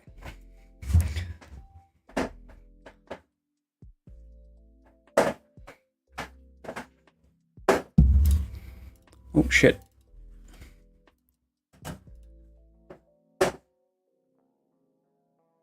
Gotta start using like Twitter and shit more, I guess.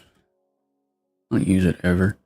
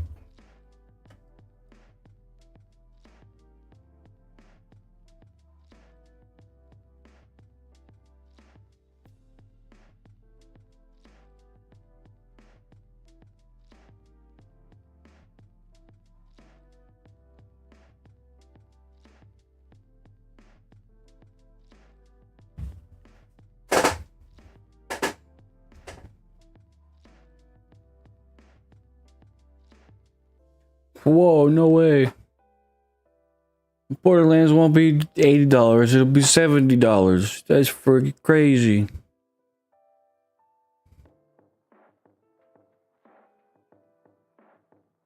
I think I saw something earlier there. Yeah. $70 for standard. Oh, but then you don't get the DLC. No, is this like actual DLC or cosmetics? Because if so, what the fuck? Put all the extra shit for free. Come on. And make cosmetics cost. Shouldn't have to pay for extra content. You're already paying for the fucking full price of the game.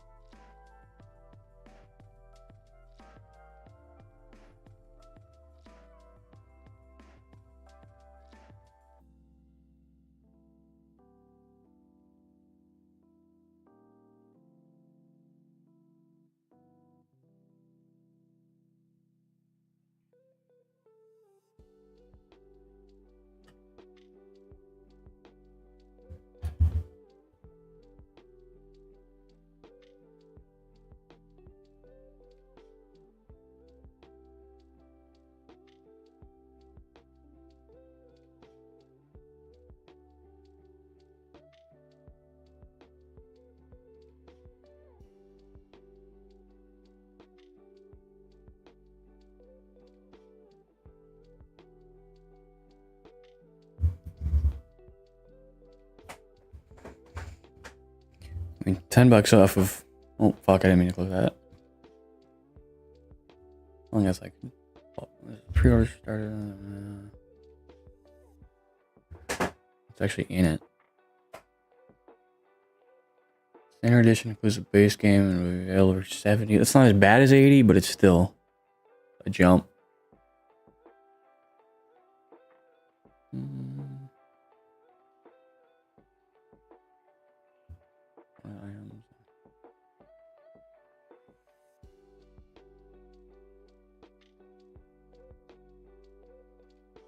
Yeah, so there's a whole bunch of extra content you gotta pay an extra, what, $30 for?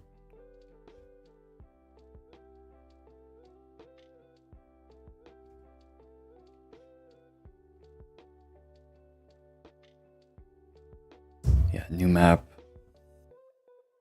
So if you want all this content, you gotta pay $130. Wait, that's gonna be USD. Oh my fucking god.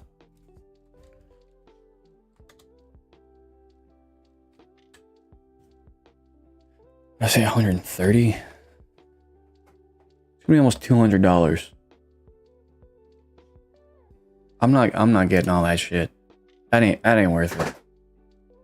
All the extra fucking bonus shit, dude. I might just buy the base game. Still gonna wait a few days, if not a few weeks, after the launch.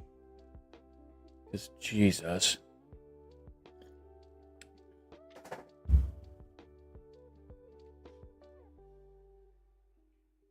If it's good, maybe. If not, fuck that.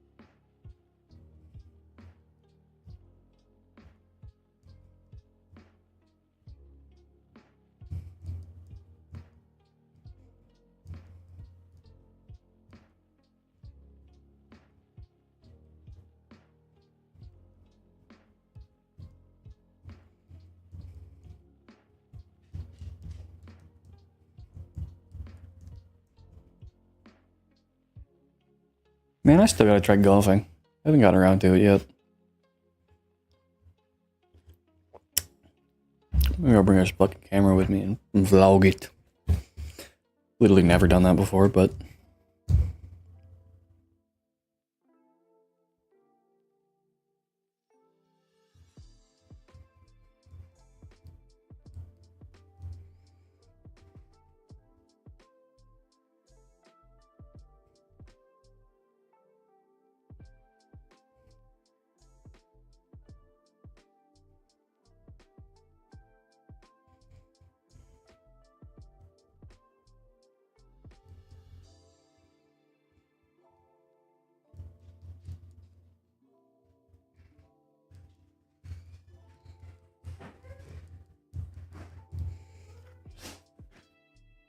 Yeah, Mario Kart World looks pretty good.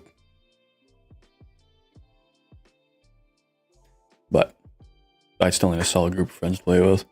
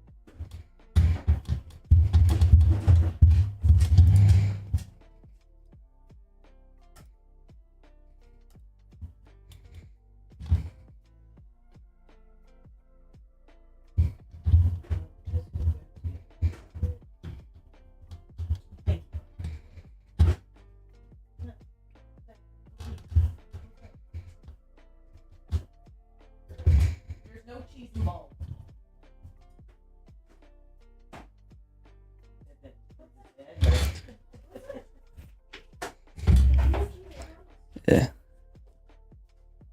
What is this? So this is just cosmetic.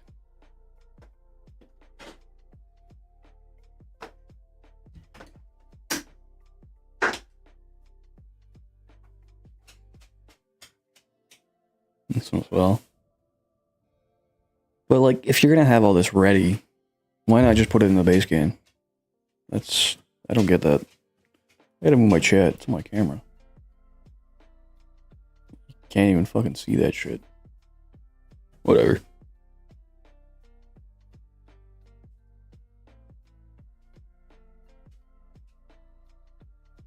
Like, why do you have to add DLC packs on launch? Those are made for like after.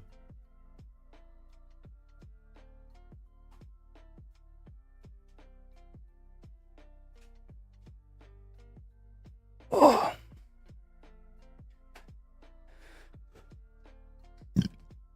Because now if I want all of it, I gotta pay 177 Canadian.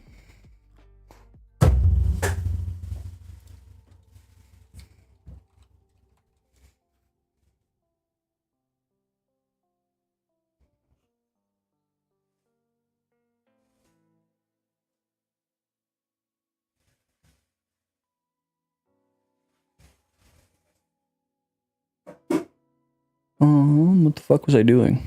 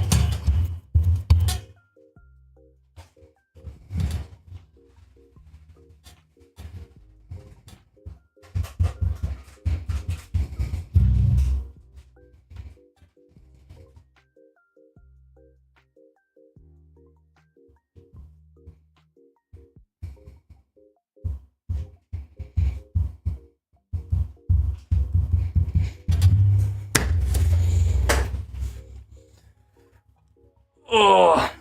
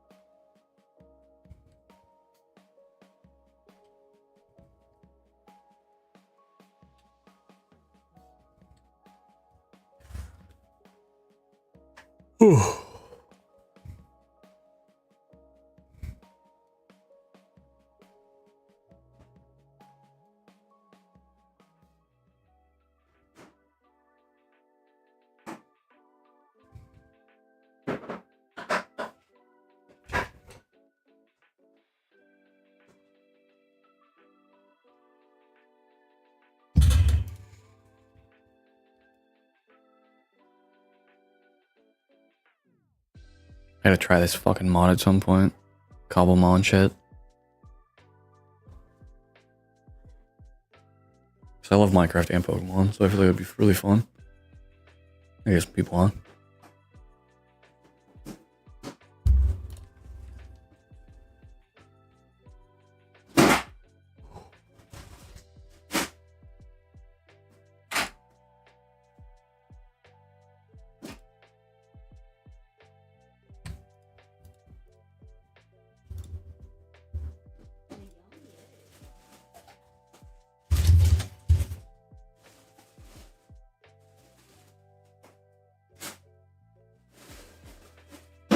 I guess we can hop on some games for a bit.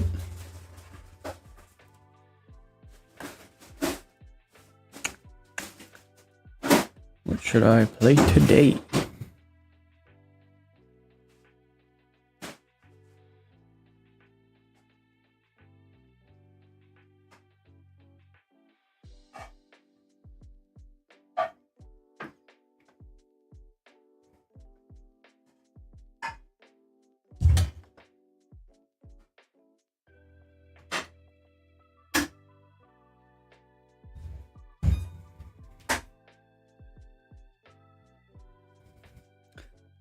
Probably just Oblivion. Finish that up.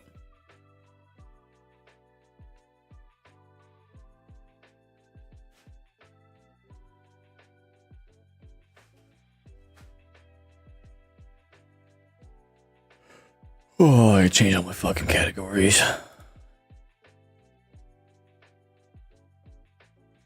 off, Chrome. Kick. Which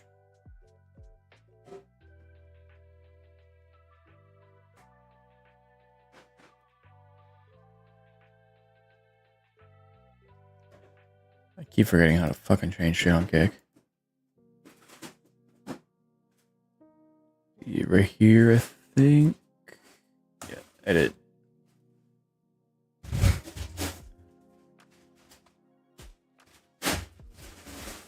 Oblivion.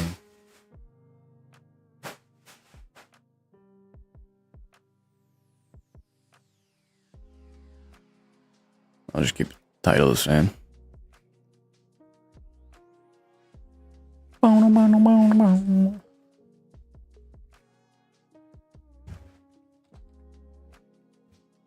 Oblivion, where the fuck is it?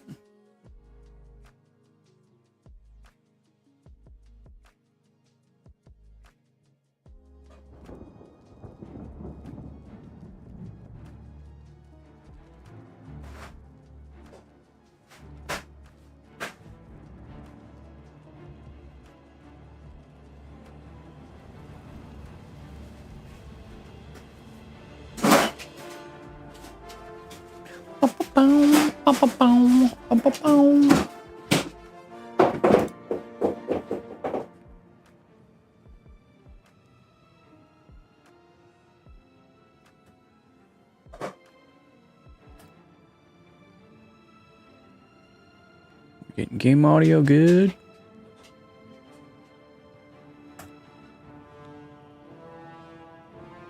Should still be on Oblivion.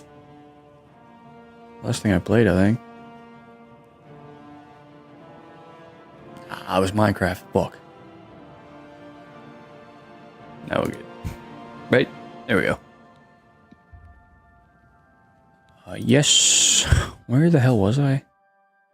I was doing the mage shit. The mage guild, whatever the fuck. Wait, I gotta adjust this camera too now.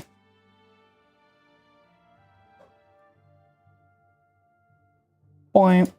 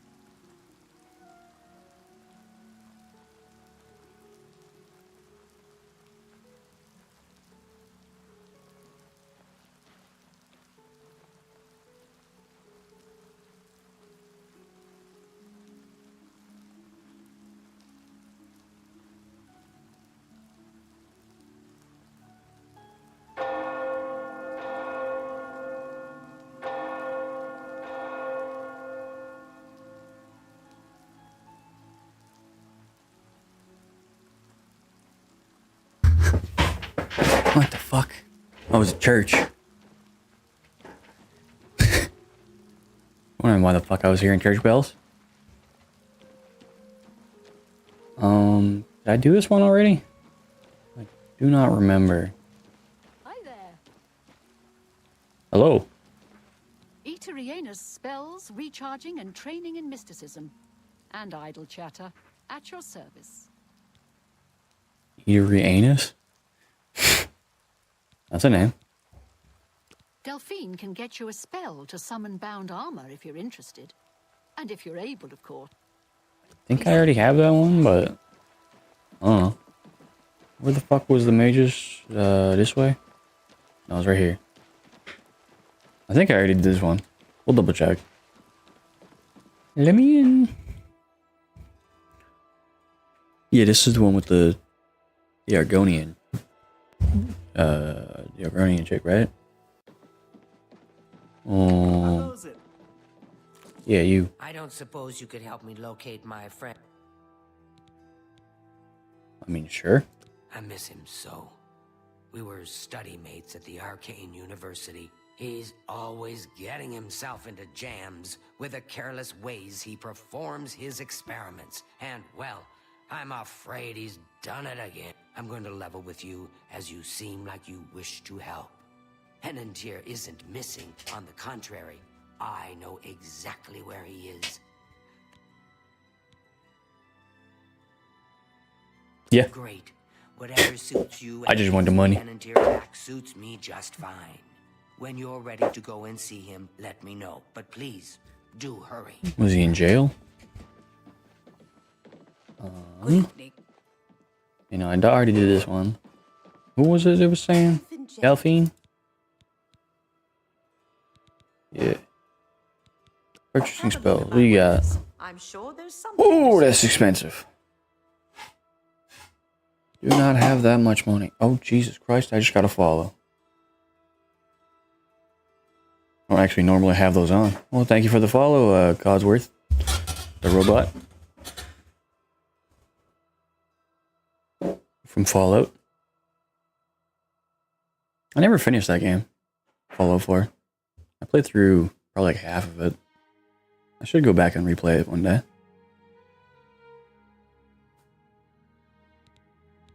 Well, anyway, how you doing? How's it going? Enjoying the day?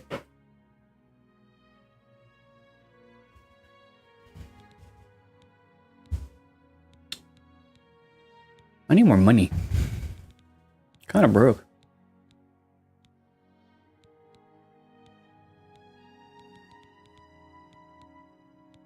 I think it smells good. I don't know.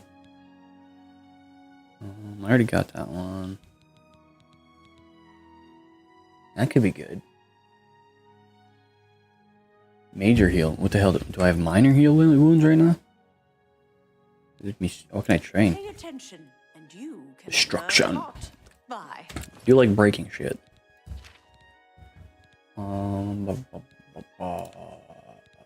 I have minor wounds. Oh shit!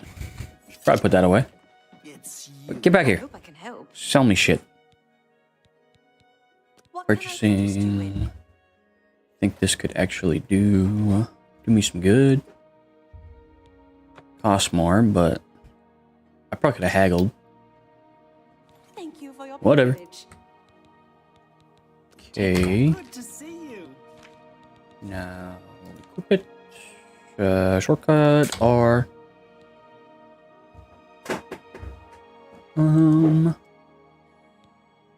major heal wounds. I want that here. Major or heal major. I don't know. I can't read. Whatever. I don't know what the difference is. I assume it's just more healing, which is always good.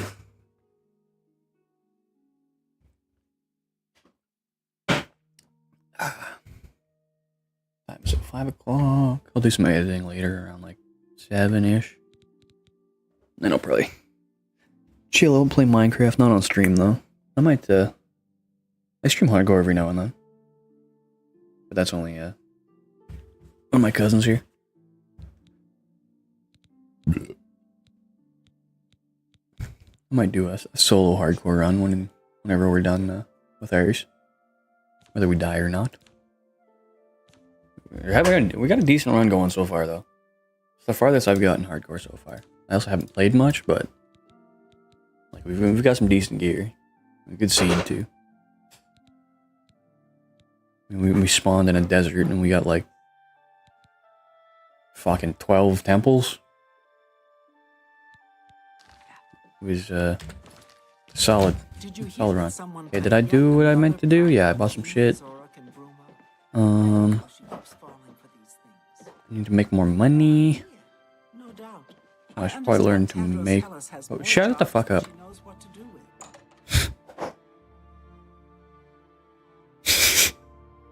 People in the game are yapping.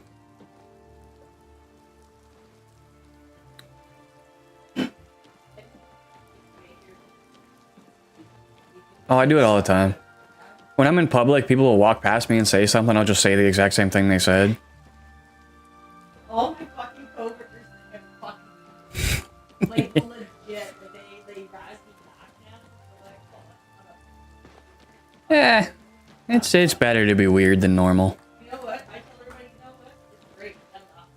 I'm not. I'd rather be weird than normal. Why be the same when you can be different? Fuck, that's loud.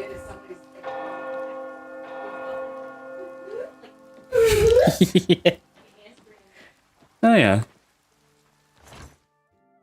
It's just like a fucking auditory stim. Where was that going? Quest. Is that the quest I'm on? Seems that her friend. Yeah, I gotta find her friend. Over here. Wait, is it literally just in here?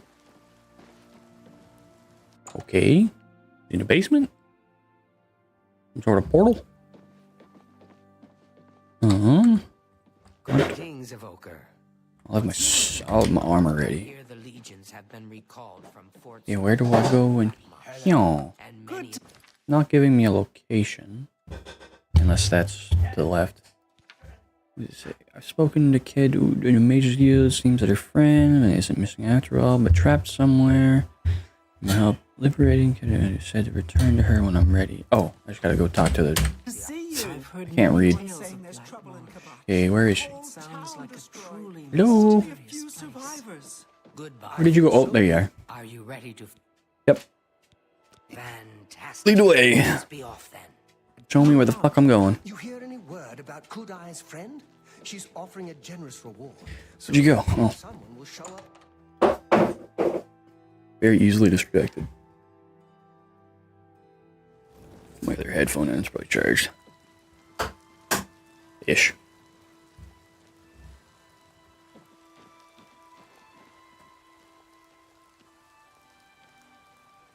Look at this handsome fellow.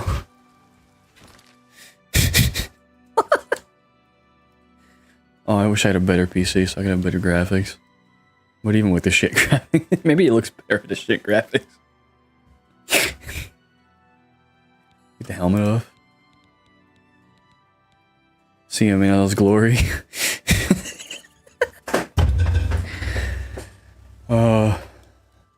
That's one thing I will say Oblivion has over Skyrim, like any day. I feel like the creator is just so much more fucked. Skyrim with mods though is you can get right fucked.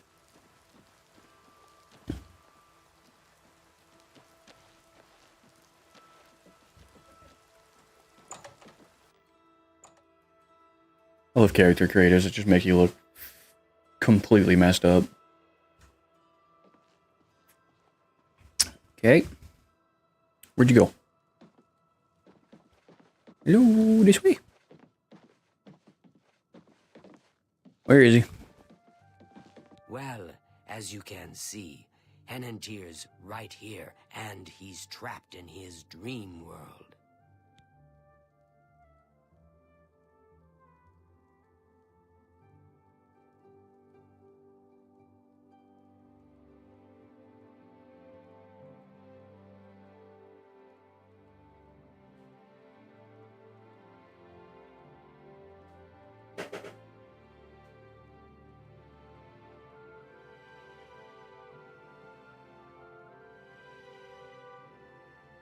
Hello, hello. How's everybody doing? Couple of people in chat now. Everybody having a good day?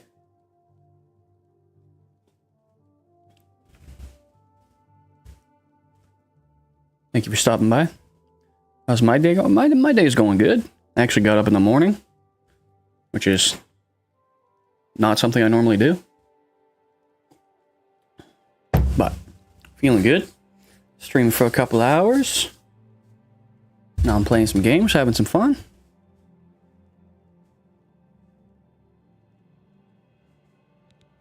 My poor Shit. Yeah, was I supposed to say something? Dreamworld. told him that trying to travel into one's own dreams is risky, but as usual, He didn't listen to me. Always has to do things his way. Henantier constructed a magical device he called the Dream World Amulet. With this device, one can enter his own mind and experience. If you don't mind. Yeah, sure. Shoot your question. What's up? True, but this is different. When you enter Might have an answer. dreams with the amulet, you're in full command of a dreamlike replica of yourself. All your thoughts, your skills, and your talents travel there with you. Think of it as exploring a new land, but a land within your own mind. Henantier created the amulet to see if he could use his dreams as a training ground to help better himself. I don't know all of the details, but the amulet is a conduit to get to that training ground. It's been 3 days, and he's been stuck in his dreams. I've watched him all that time, and I'm not looking for any artwork or anything currently there, but the only way to save him is to put on the Dream World Amulet and go to yeah, that's kind of it. I'm just not looking for anything at the moment there. hopefully find out what's happened in there. But thanks for the offer, though. And I normally make my own stuff whenever I'm doing any artwork or anything like that. Any overlays, panels, anything like that. I just like doing it myself.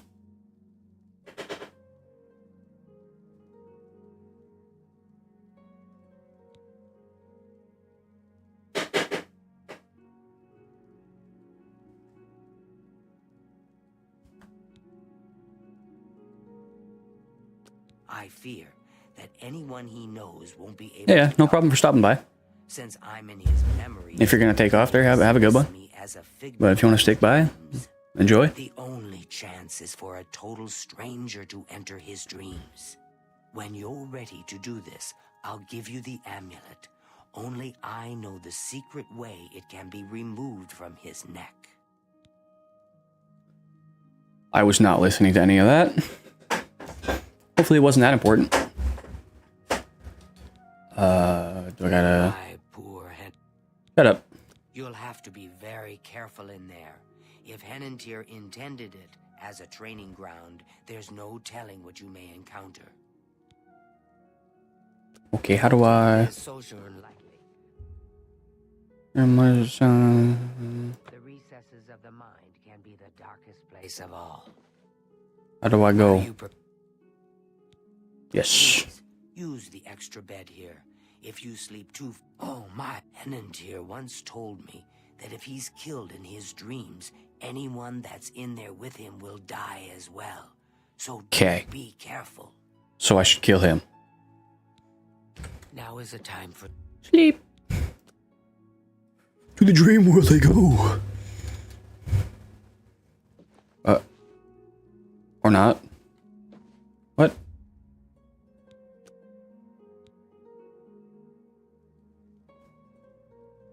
Huh. It's so difficult to... I gotta sleep forever? Am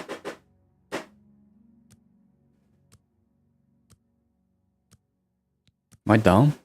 I mean, well, yeah. I don't know what the fuck I'm doing. Sleep here for a whole day.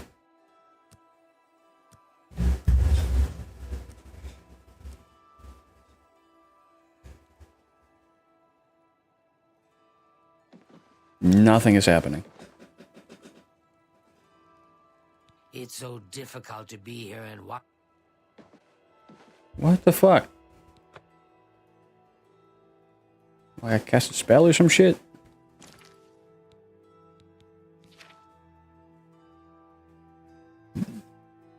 Oh, I need to put on an amulet. Ah, just gotta pay attention, that's all. But I don't tend to do that. Because I'm too freaking cool and epic. Ow, fuck. Apparently not. What did that say? To my surprise. Naked?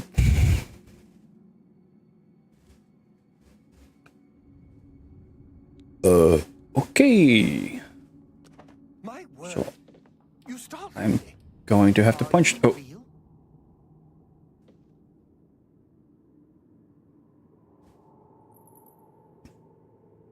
This is a definition of pure intimidation. Okay. I need me a weapon. Take some boots. How did I get here? Do you know the way out? I've lost my way. This place looks so familiar, but I can't remember how I got here. Can you help me? This place is so strange. Dream world, you say? It's more like there must be... Am I gonna run into fucking Freddy Krueger? I'd explore this place, but I'm afraid I just don't have the courage to do so. How could I be so careless? What's the matter with me? I know I've lost something. Yes, that's it. I've lost many things in this strange place. Would you please help me? Sure.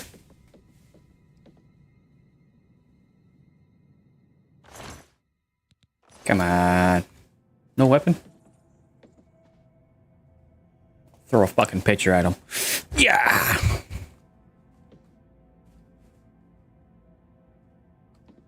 I will judge them.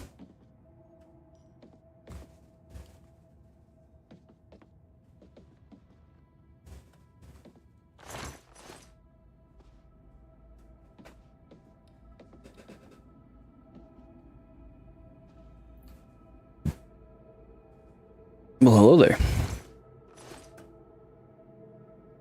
Oh, are these different tests or something? Test of resolve, test of courage. Just steal all this shit? Oh, it probably won't come with me because I'm in the dream world. Oh, I'm an idiot. Sure, let's test my resolve. How about you test the fucking revolver?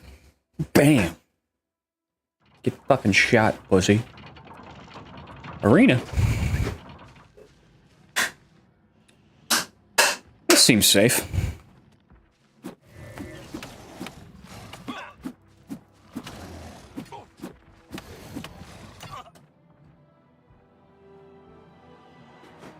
It was a close one.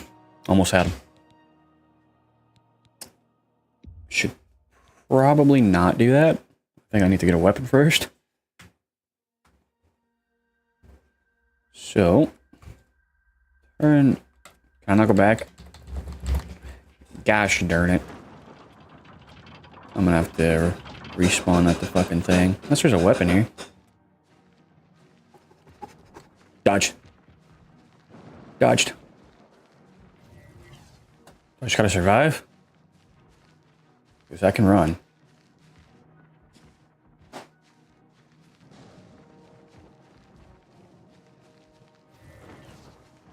Woo!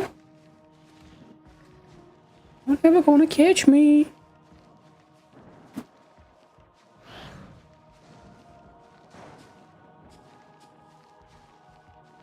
I get up there. How the hell did I do that? I glitch my way up there? I cheese it? Ah, you motherfucker. Ooh!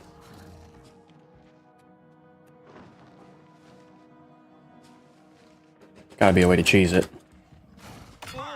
Ouch.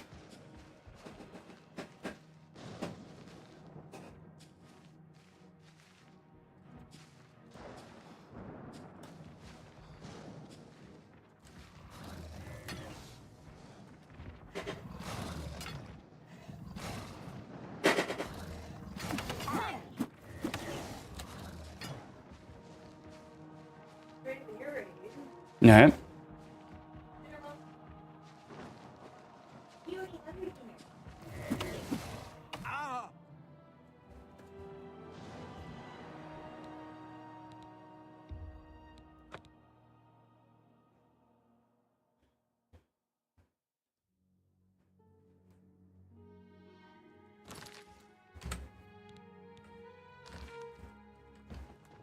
Okay.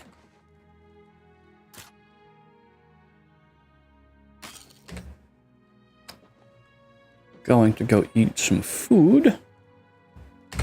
I could slap a video on. I might just slap her on BRB for now. Eat and I'll come back to the game.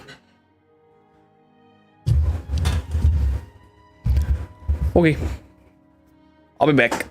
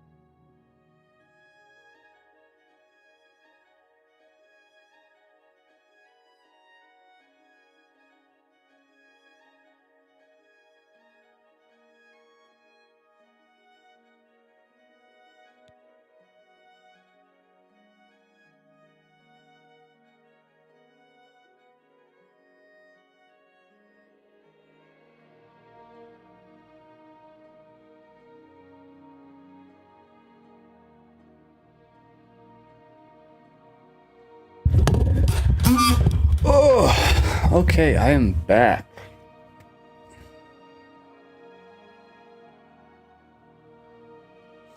Bum, bum, bum, bum. Get back to it.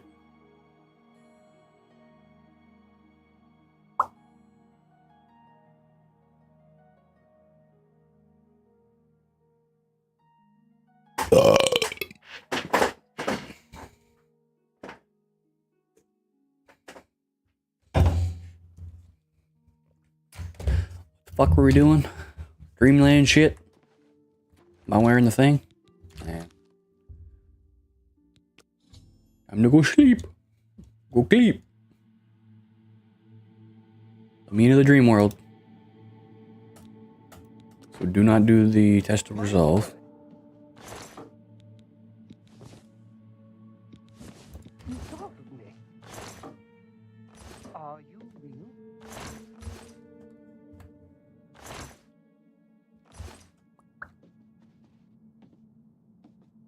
I've lost my way.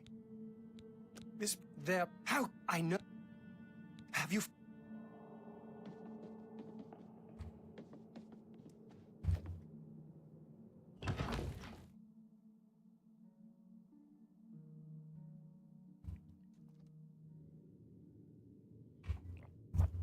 What the fuck?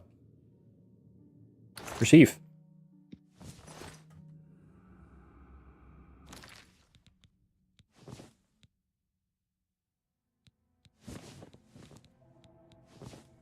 Nah, definitely shirtless. Perfect. I'm ready for anything.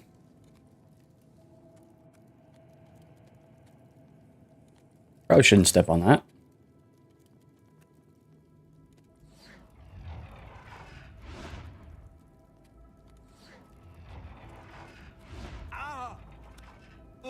That's fucking poisonous. Speedrun.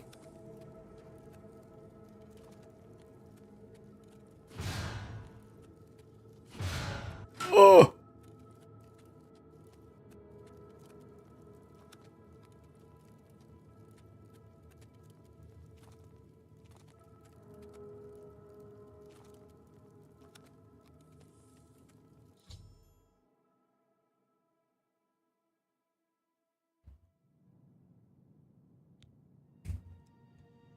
That one's a lot easier than fighting Minotaurs.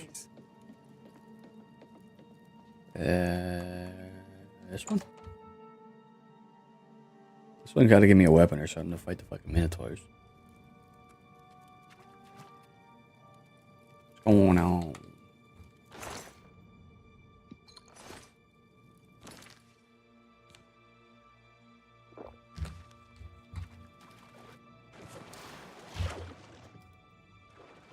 How do I dive? I just gotta go first person.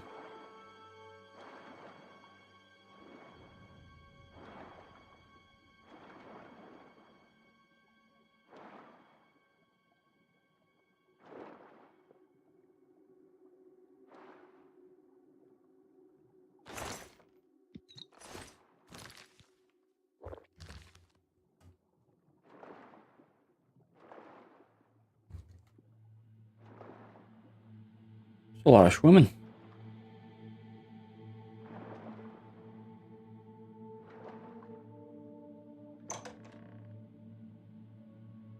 Was that it?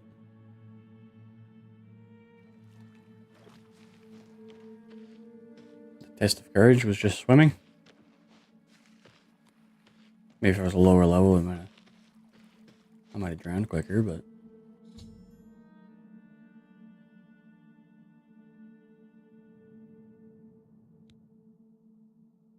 We must get out of this place.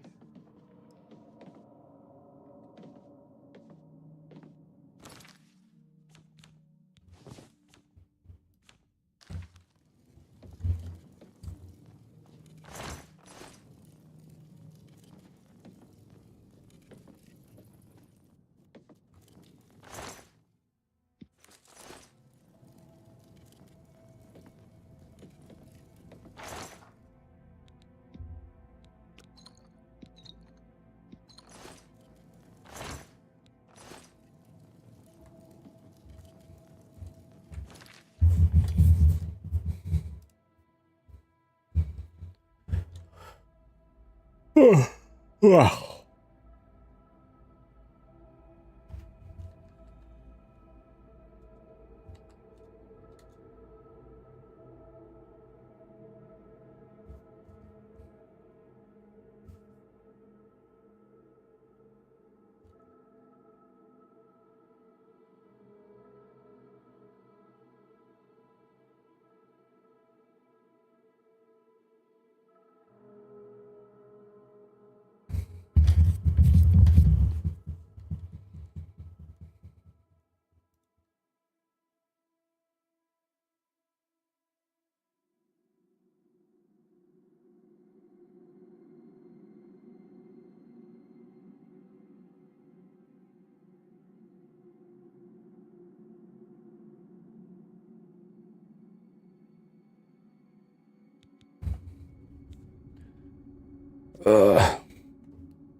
One sec.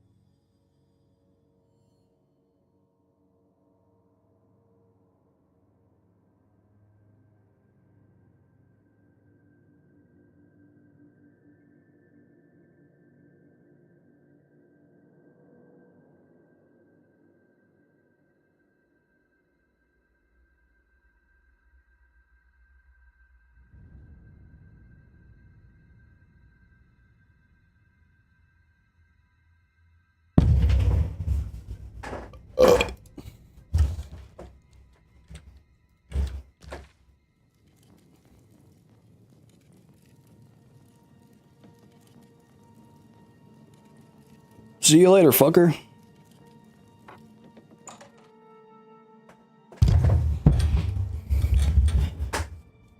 There could be something I missed in here. Oh. How the fuck did I not see this earlier?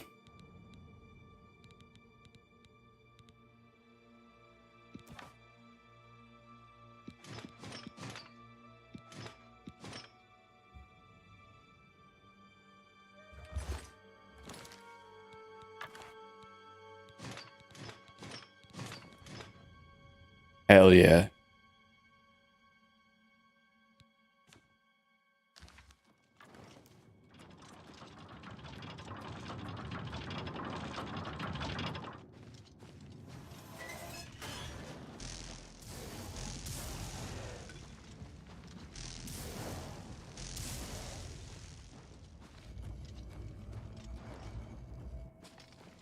Well, that was it. I'm too powerful.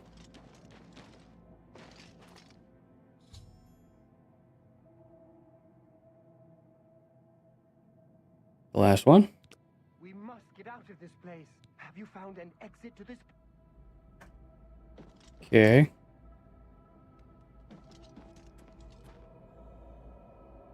I didn't even see that one before.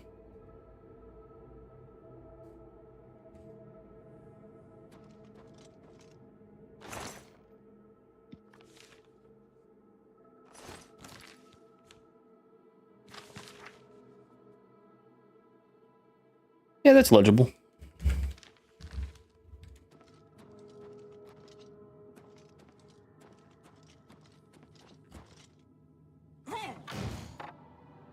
That's no fun. Don't even let me fucking walk around it. Holy shit, I'm 10 hours in already.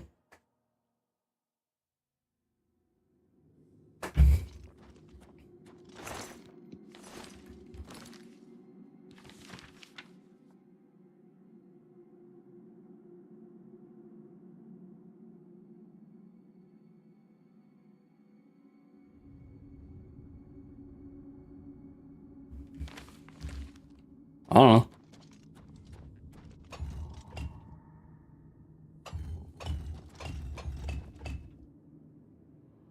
Sure.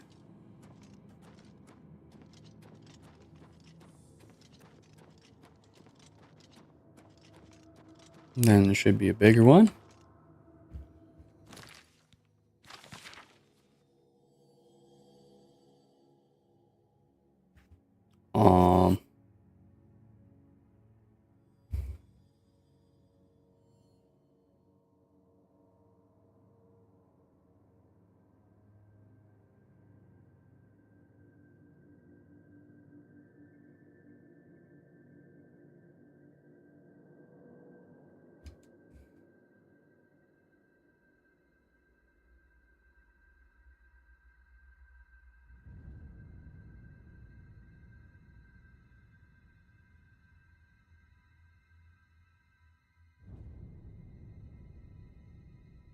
I'm correct in thinking, I think it's this. So, so, this one, this one, this one, this one, this one, this one.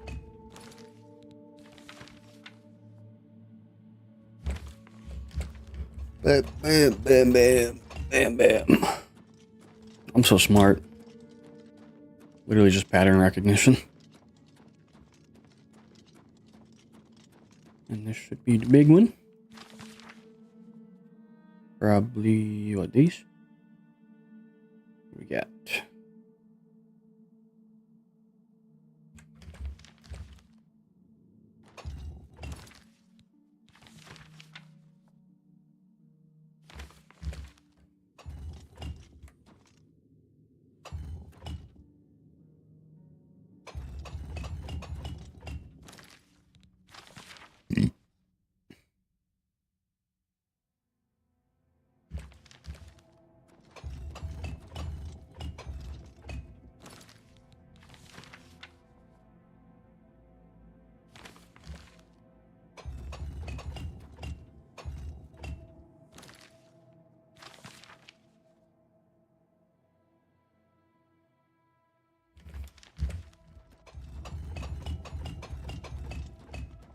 Let's go.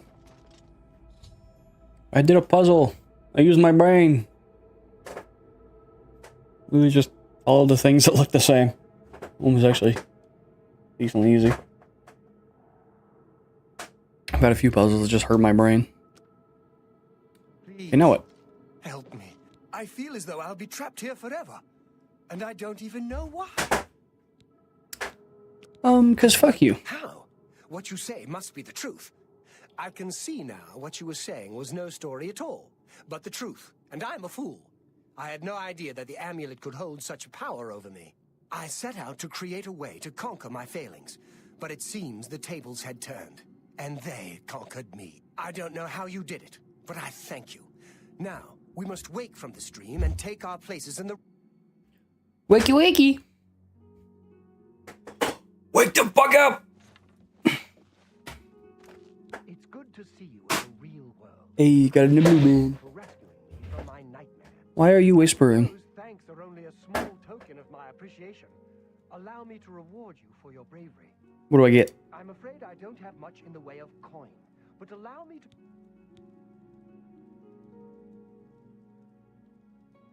The Mages Guild runs... Farewell, friend. What was it? Oh.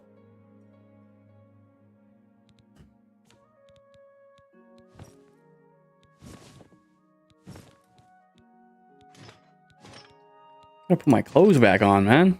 I need that armor to fucking keep me alive.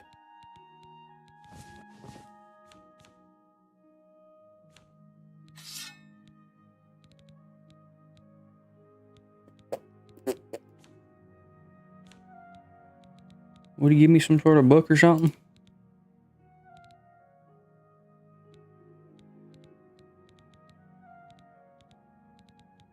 Touch of Rage.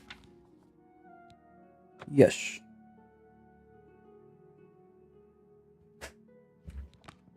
What does that do?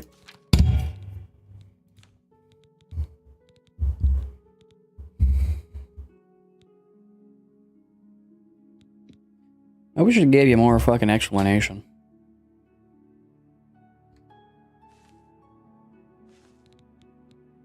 Whatever. I assume that just makes them kill fucking anything.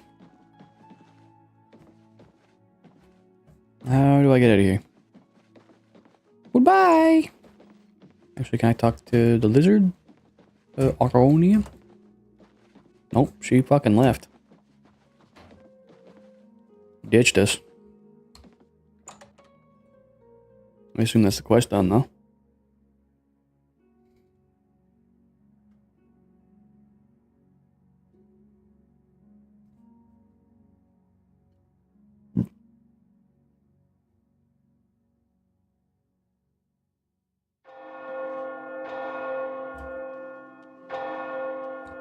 That's loud.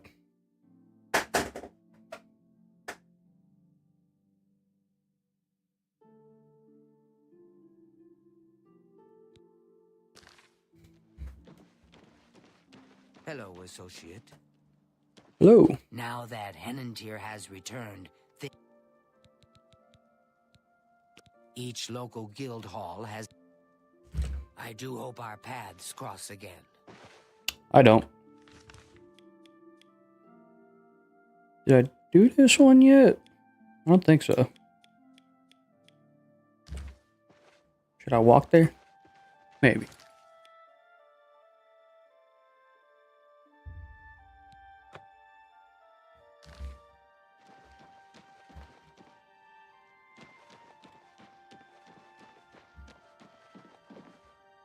There's a gate to Oblivion nearby. Go do that. See ya, sucker.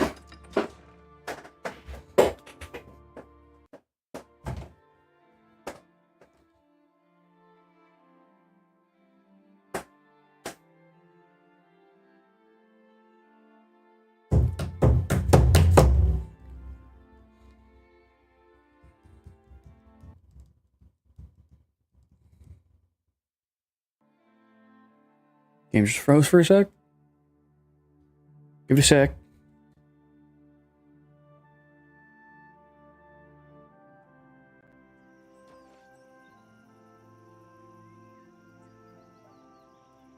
Horse.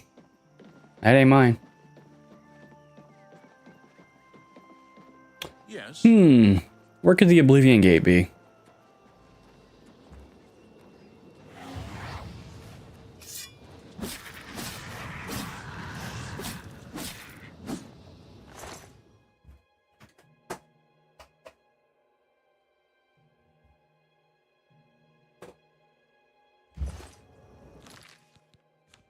Thought I had my shield on. Oh, there we go.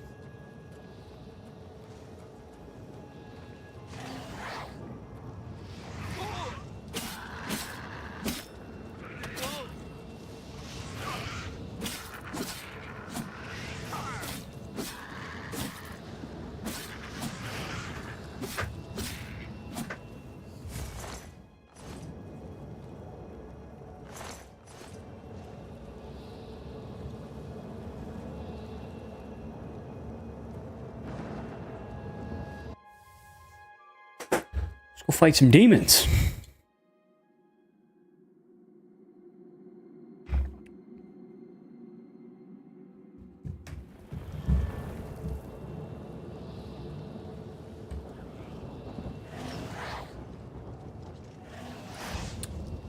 Definitely think I'm gonna up my mana next time I level up. Some more of that. Oh wait, that's mine? What? Okay. Whatever, you're already attacking me, I'm killing you.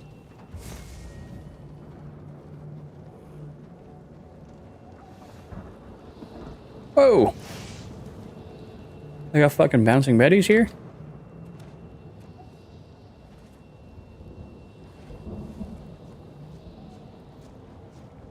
Am I supposed to go like all the way around? Remember last time I just walked around it. We'll actually explore it this time.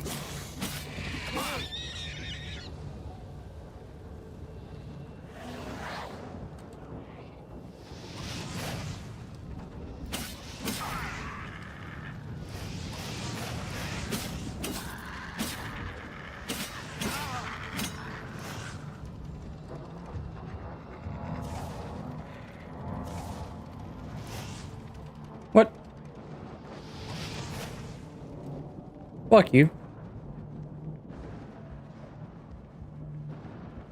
That guy don't look too good.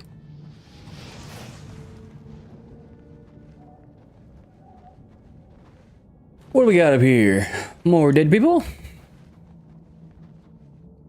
Sucks to suck.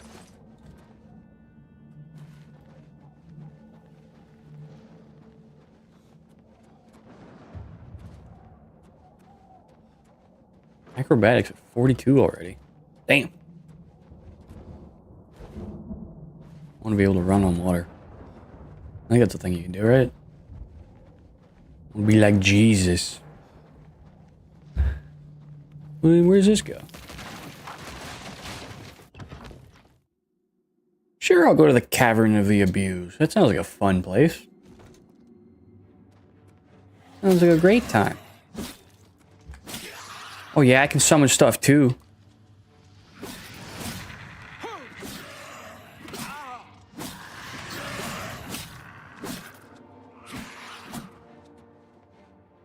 Oh, fuck. My forehead's getting stuck on a thing. No. I'll take that though. Why not? Is it better than what I got? Nah, not really. Ooh. Is that me? Am I dying? Which way do I go?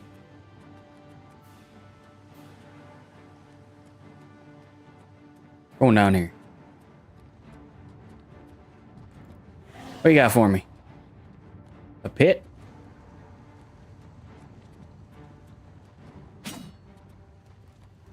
Sure. Why the fuck not?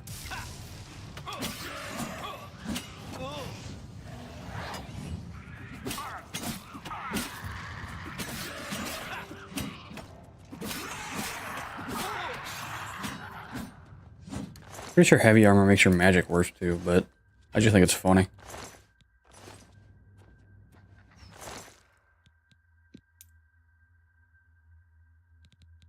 Let me throw some shit in here. Oh, I got this heavy. These, definitely.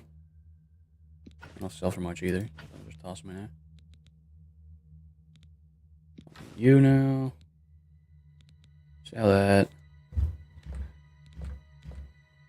Can I leave?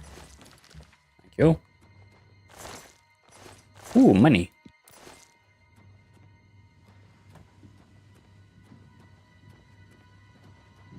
Does this go back up? I want to go down more. To the depths. The depths of hell. Bloodwell.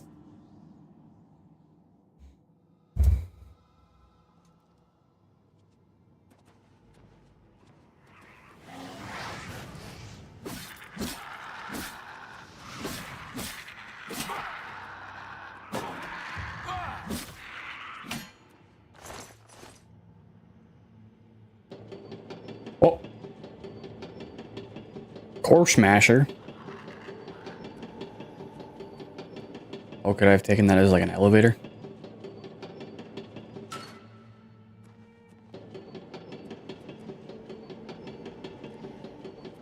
I assume that's what I'm supposed to do. Check everything out first. Ascension call. Oh shit. Ugh!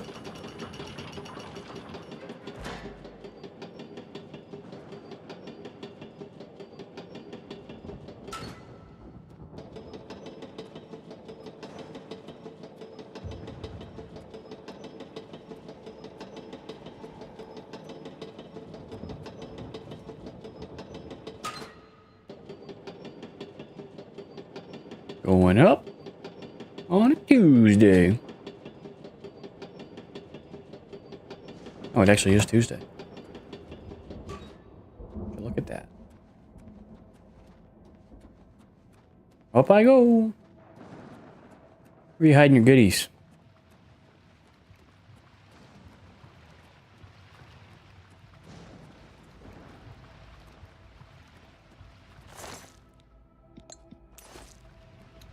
Sure.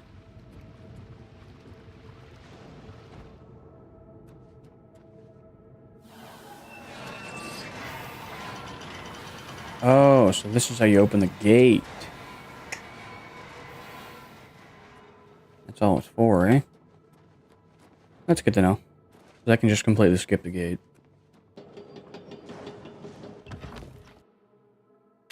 At least I did the first one.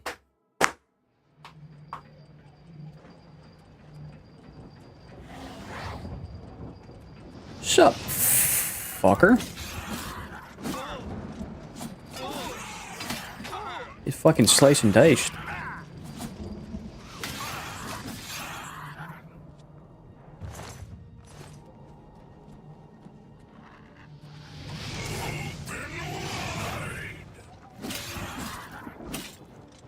You open wide.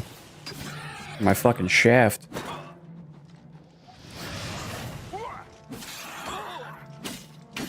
My armor broke.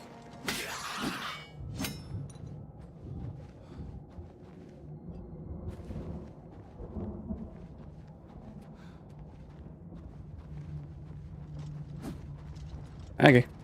Oh, what the fuck?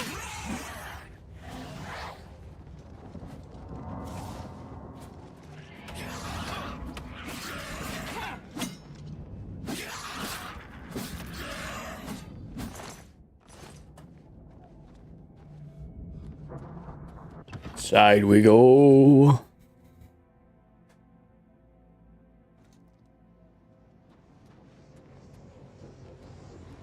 Where do I go? Scamp.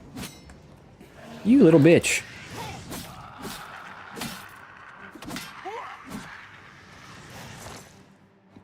Money.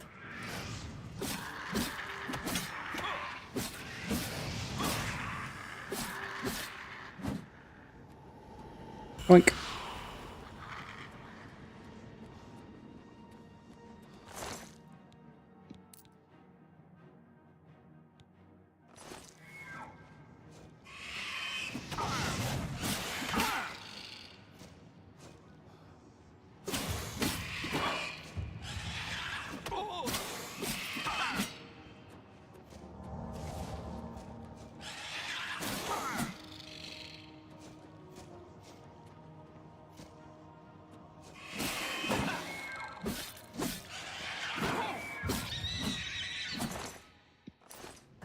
Why did that thing have gold on it?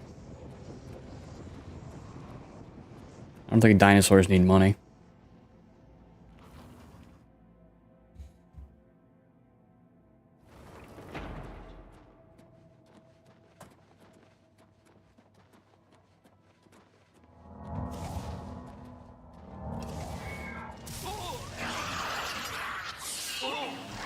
Ow. Ooh, fuck.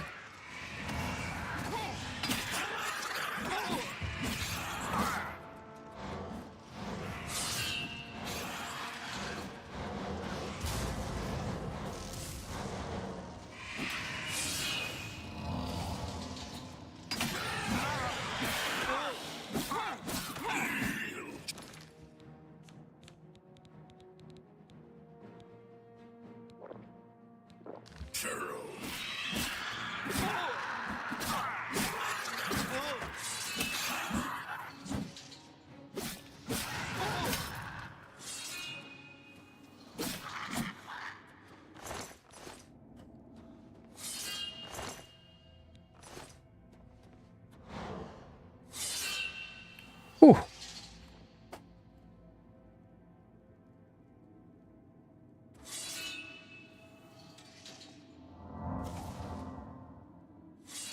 Sit and wait for my Magica.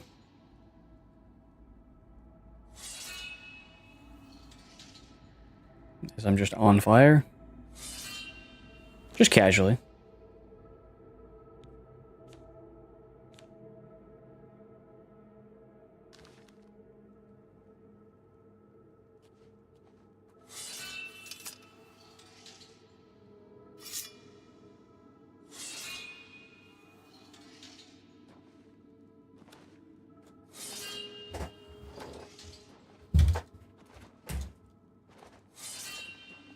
Should be good enough. Where do I gotta go? Out here, I assume? No other doors? Nope. There we go.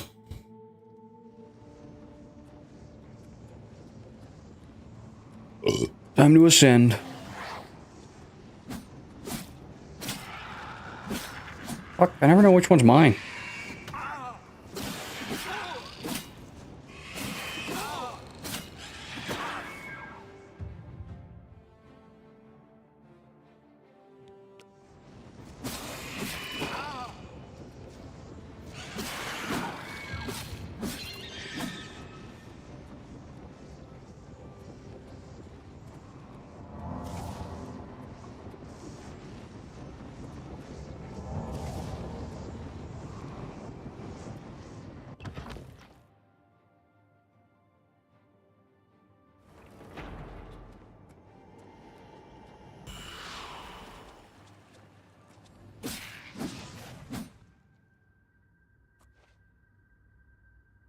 Got him.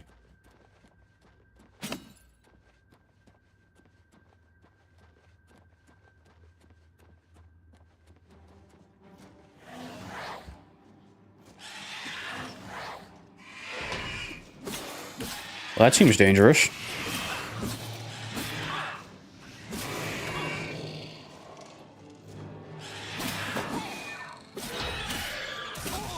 How'd you live that? Well, you're not living my sword. Whoa, you got a whole bunch of shit.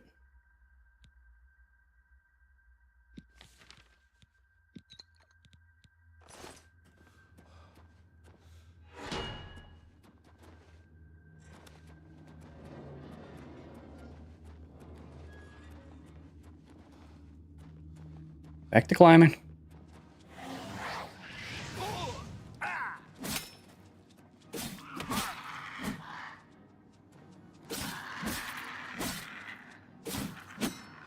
Oh, it's my guy. Fuck. Just keep killing him.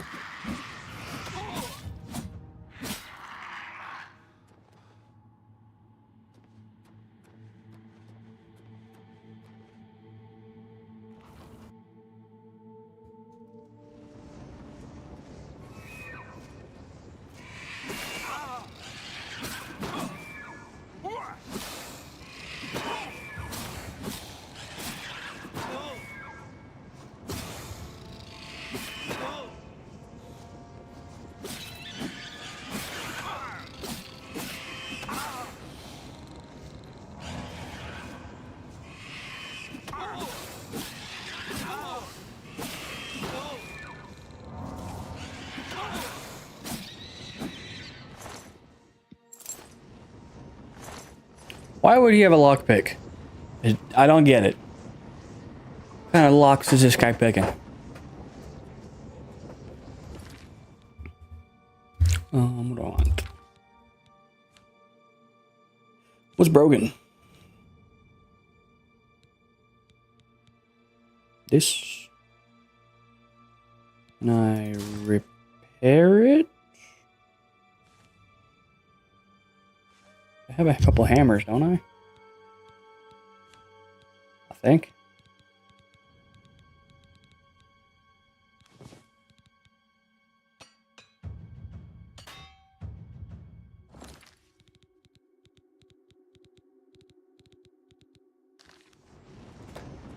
I don't want to use up all of them. Should have a little more durability now. You're like 20 now.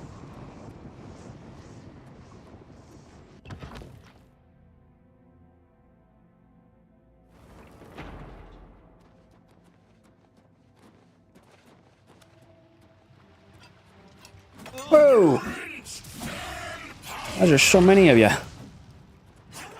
Hold on. Let me cast all my spells real quick.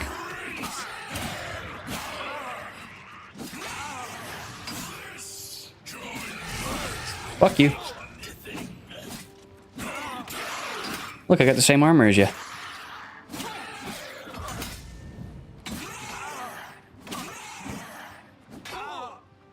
Shit. I've not been using block enough.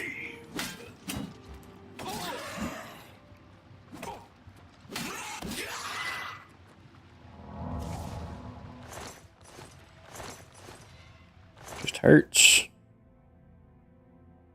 Ooh, does restore health. Should keep those for making health potions.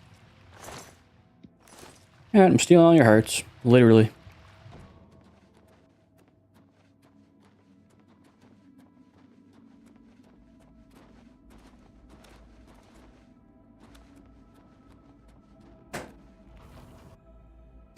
Am I at the top yet? Almost. I think one more.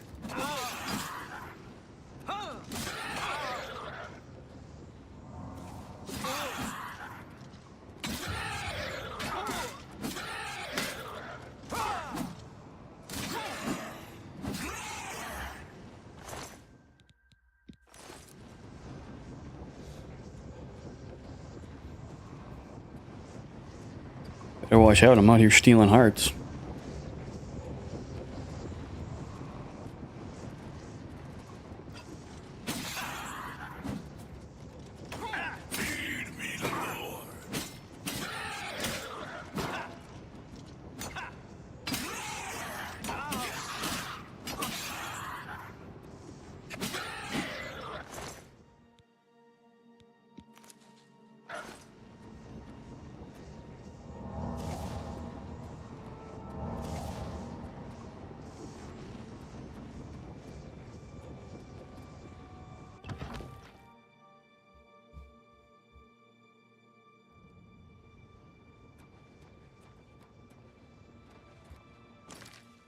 What the fuck is this place called? Sigma Sandwich? Something like that? Okay.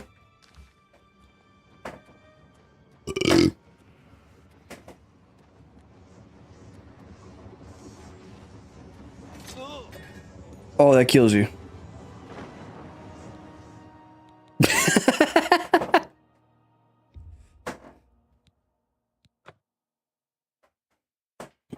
Okay, don't touch that thing. Maybe don't walk directly into the fire. What do I gotta do again? Oh, I gotta go up.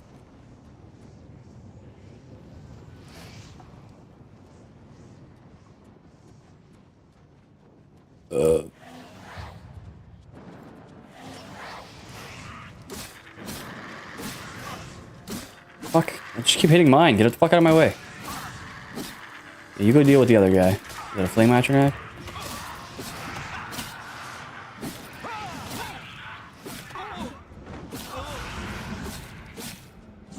Oh, well, it's going for me now.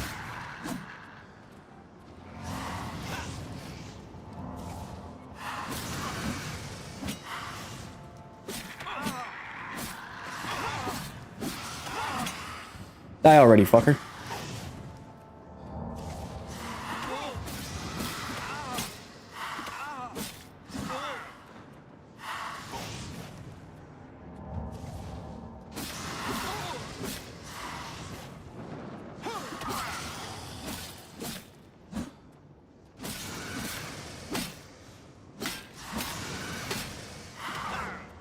Oh shit.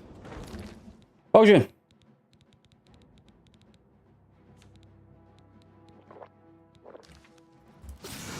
Fuck you, I have potions. I don't have any stamina. Oh, blocking uses stamina.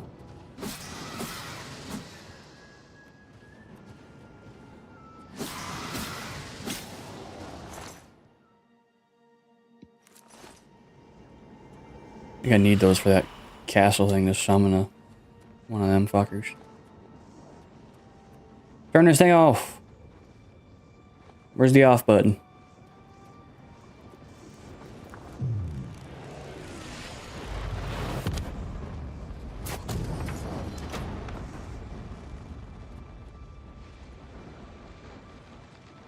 It's a little hot.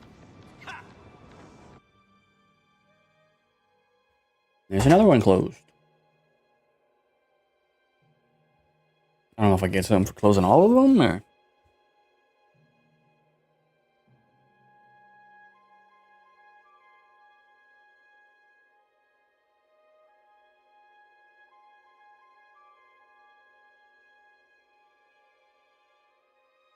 Probably find a bed soon. Got a couple more levels. I'll walk to the next city and then find one there. Sleep in an inn or something.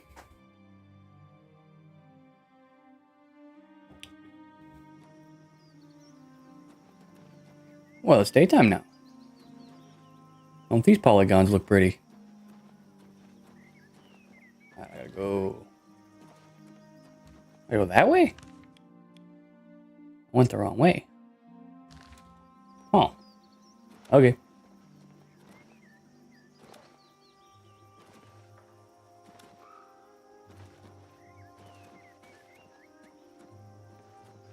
Well, that looks interesting.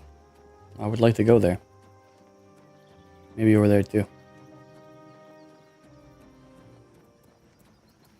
Oh, crab.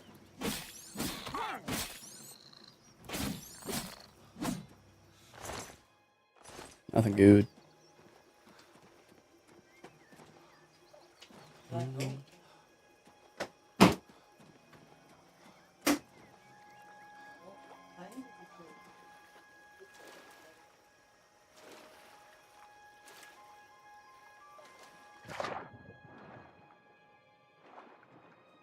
They hide the secrets.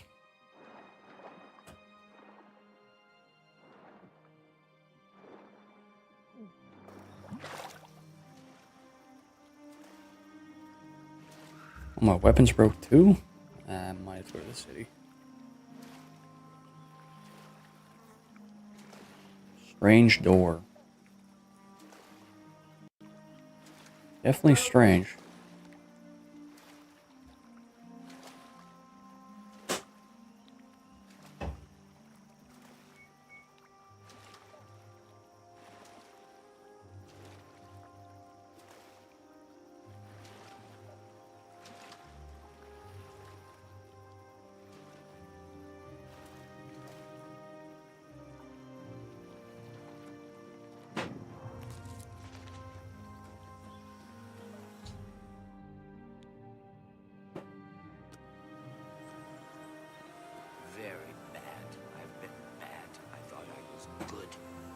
Here comes another one! I'm not here. It's not right!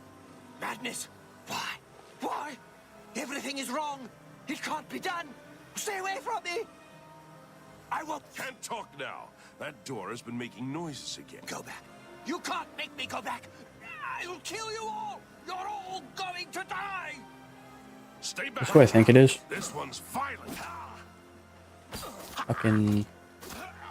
What the fuck is his name? Mud crab's more fearsome than you. Watch out! Watch out! I'd stay back from that door if I were you. Nothing that's gone in has come out right. I don't know where it came from, and I don't want to. Those who've gone in have come... Look for yourself. Their brains are addled. Got no sense. Perfectly normal. I'm going in. It's your funeral. I'm just here to warn people, not... Just because I know who this is. Unworthy, unworthy, unworthy. Can't remember his name. It's the Wabbajack fucker. Can I get the Wabbajack?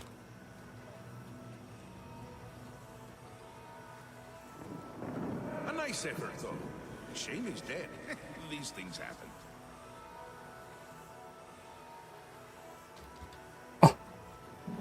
Bring me a champion. Rend the flesh of my foes. A mortal champion to wade through the entrails of my I still say steer...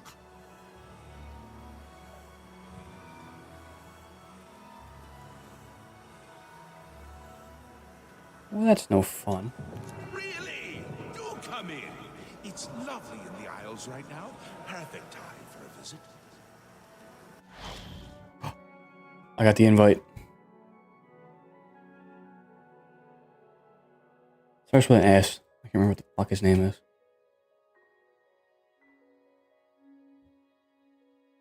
Sheogorath. One of my favorite characters. Please.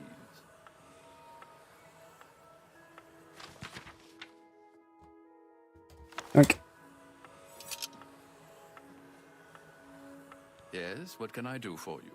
I imagine you're here about the door? Yes, You have entered, and now you are here. Amazing. That is how doors work. I am Haskell, Chamberlain to the Lord Sheogorath. You approach the Shivering Isles. Through the door behind me lies the realm of Sheogorath, Prince of Madness, Lord of the Never There. Because my lord wills it to be so. It poses no danger to Mundus. No compact has been violated. It is a doorway, an invitation. Perhaps you will accept it for what it is. For you? I do not know. My lord seeks a mortal to act as his champion. As for his intent, to attempt to fathom it is a foolish endeavor. His will is his own. His reality follows suit. You are here because you chose to enter. You were not summoned. They entered this realm and were ill prepared.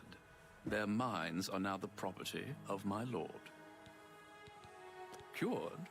You speak as if they are diseased. They live now in another state of being. Perhaps you do as you will. You may leave the way you entered. Your life will be none the worse for your time spent here.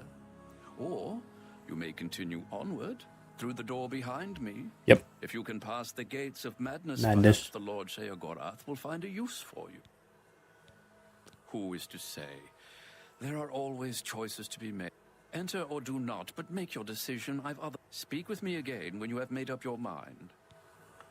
Well, 100%. I'll do it. Fine. I'm sure my lord will be most pleased, assuming you ever manage to see it. You'll want to pass through the gates of madness. Oh, and mind the gatekeeper. He dislikes. Enjoy. Alright. Time to go bad shit. Alright.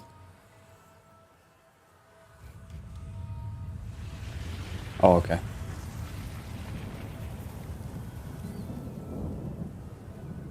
I assume the door's gonna disappear? Oh no. So I could just leave if I wanted.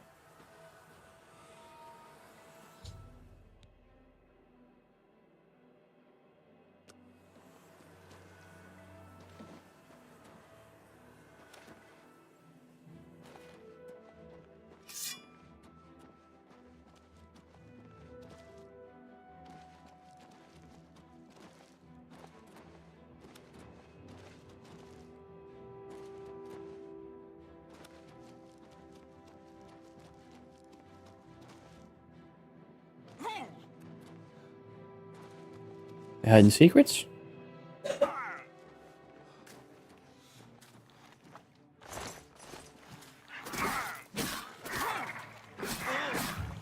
Ooh, do some damage. That shit's also broken.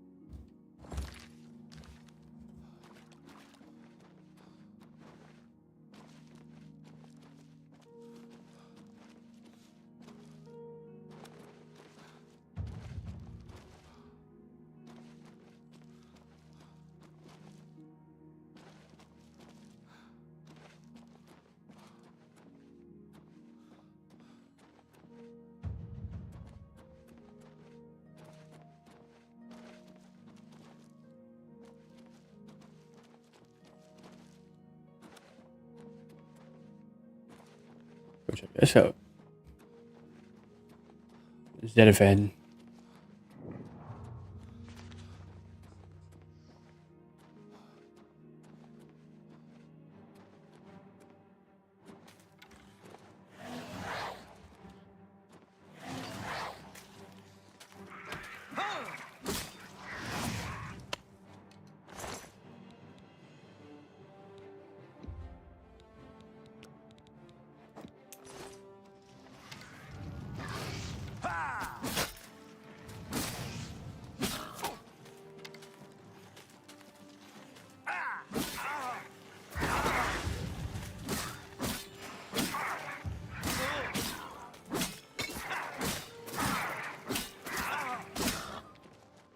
Definitely gotta go to a city and repair my stuff soon.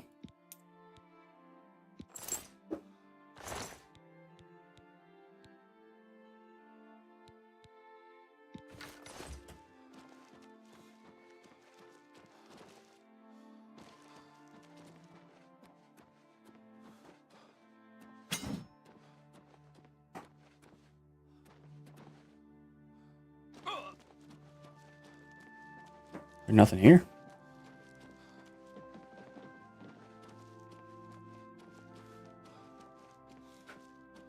Okay. Unless there's some shit down this way. More shit to fight, get more XP.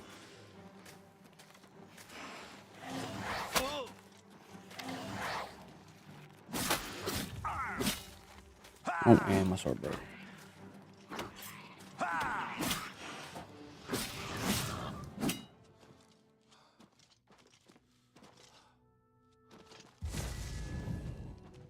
Oh, there's an entrance.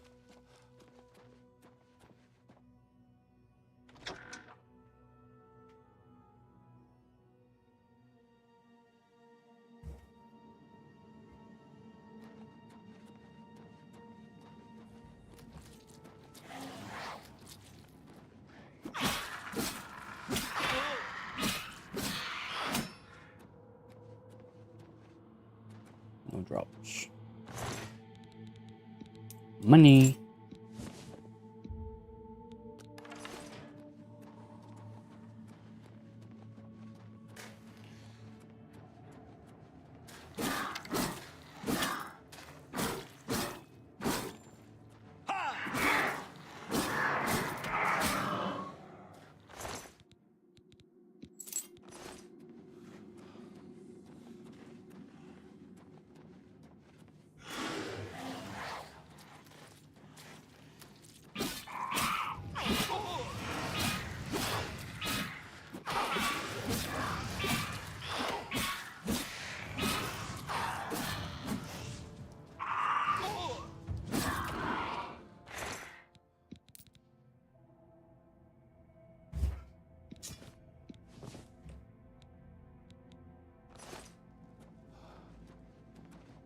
Just. Oh, it's easy. Blammo. We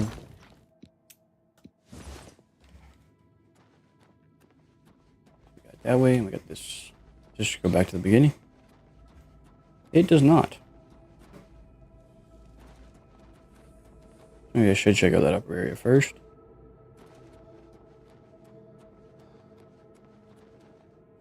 Thought that was a chest.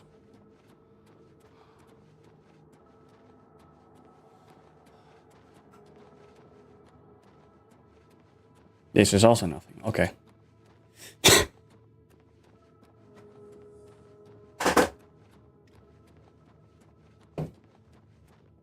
it is just a single path, which makes it easy to get back. Oh, I almost missed this chest. Is that a pressure plate? Nope. Is there nothing down? Oh, it's this way.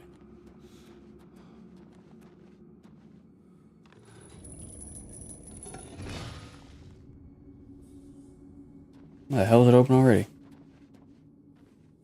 Why is there even a door here?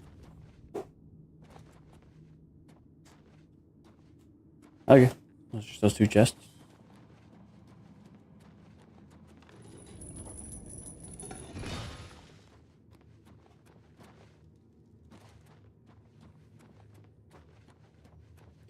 Well, guess I'll get the hell out of here.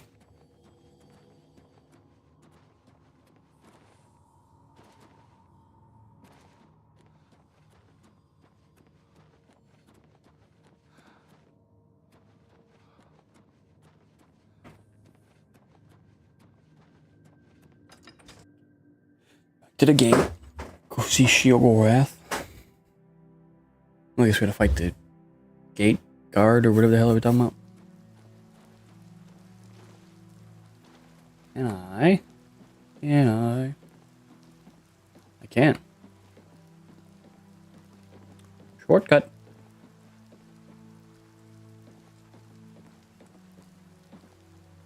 secrets. No secrets. But, really good shortcut.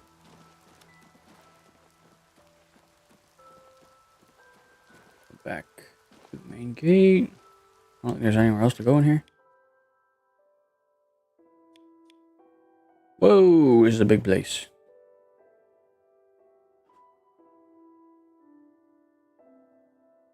There's gotta be lots of quests in here.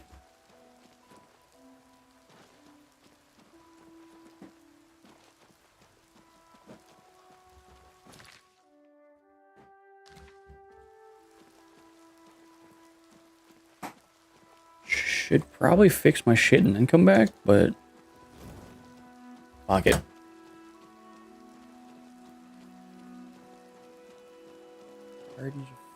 That's definitely past the gate. It's gotta be like over here. Take a peek.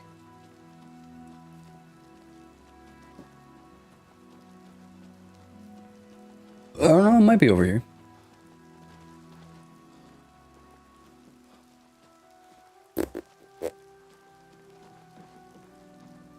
Oh yeah, it's just over here.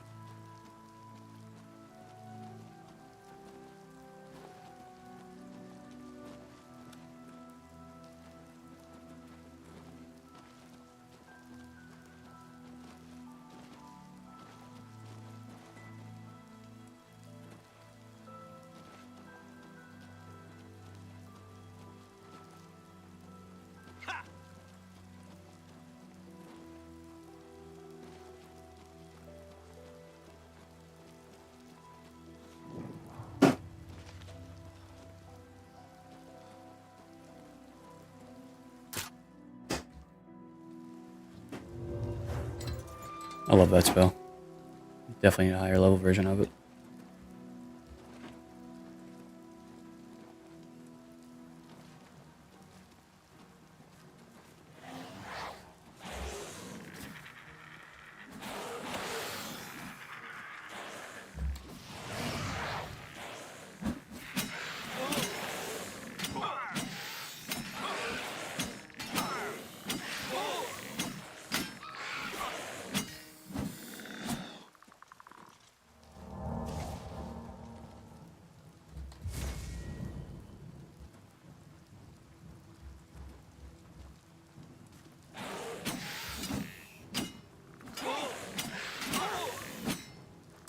I guess swords don't work as well against skeleton.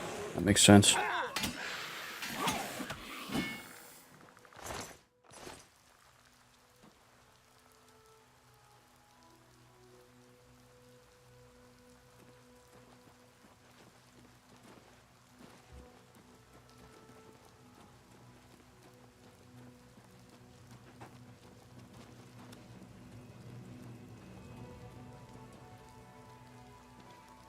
This one ugly motherfucker.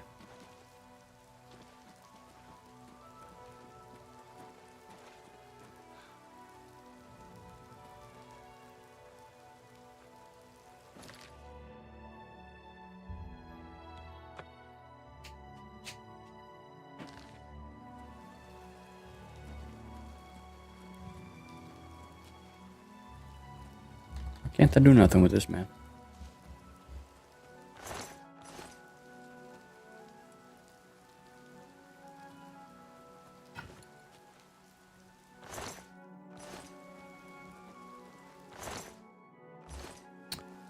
Oh, maybe I gotta come back at some point.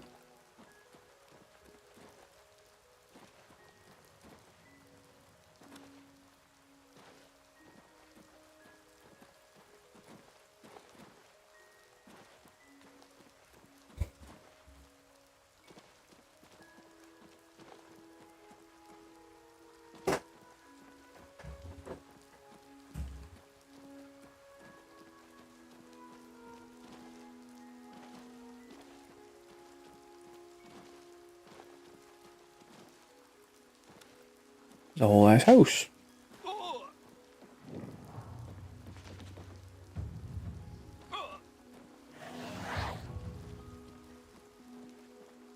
Multiple, a whole town. I tried to warn them.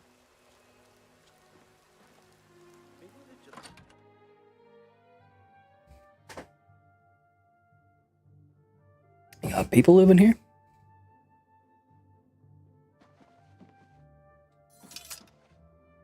Hello, I'm Dreadwin. No one was running this place when I got here. They left plenty of things behind.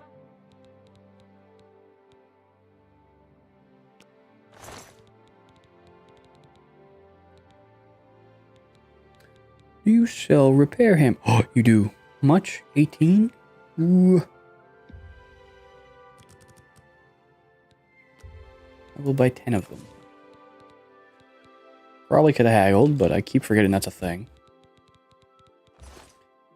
Can I also just pickpocket?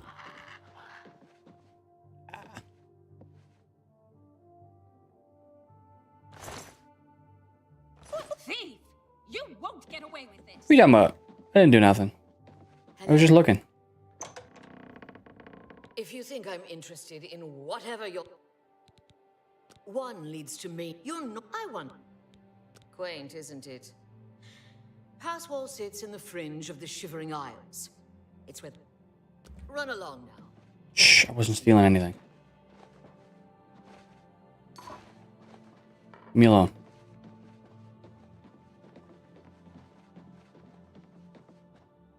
You saw nothing.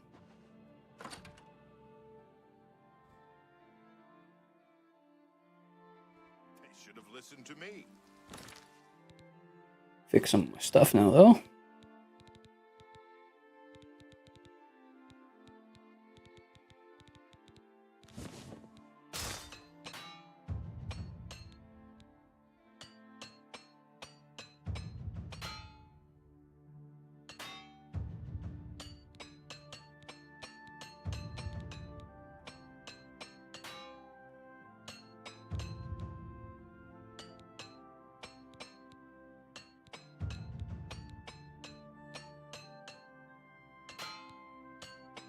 Oh, I see they have a chance to break.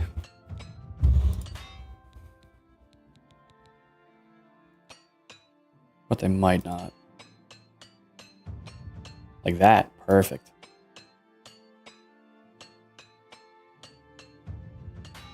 Shit.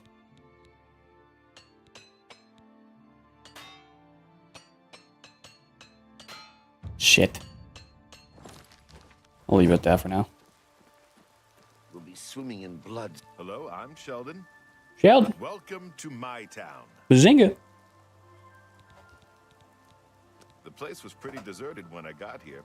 Of course, once I was here, others followed. Can't say I blame them. So, don't feel bad that you're not. Where you going? I'm Fellas Sarandis. Don't breathe on me.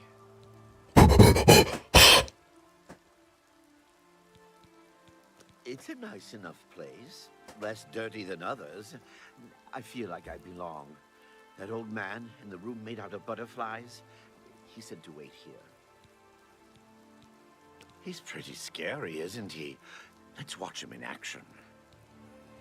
Bye.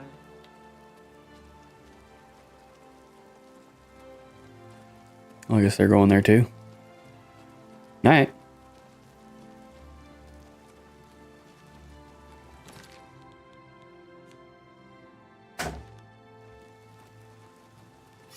You there! Stay away from the gatekeeper.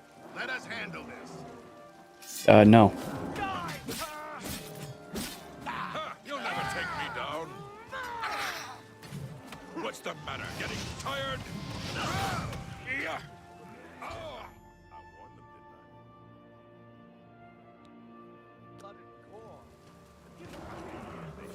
To me, they're bleeding all over the place.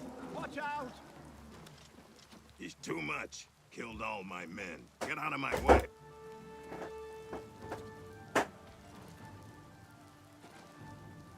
Don't chase me.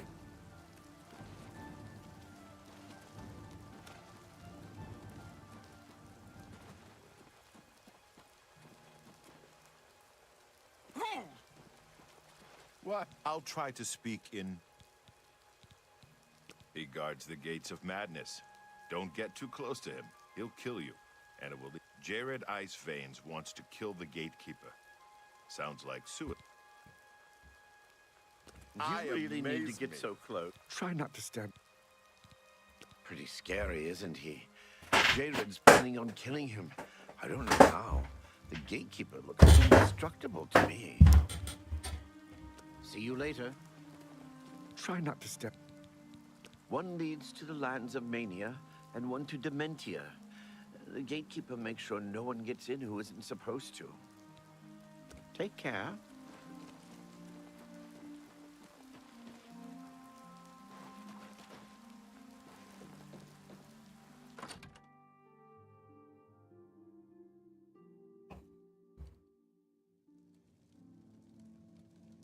Hello?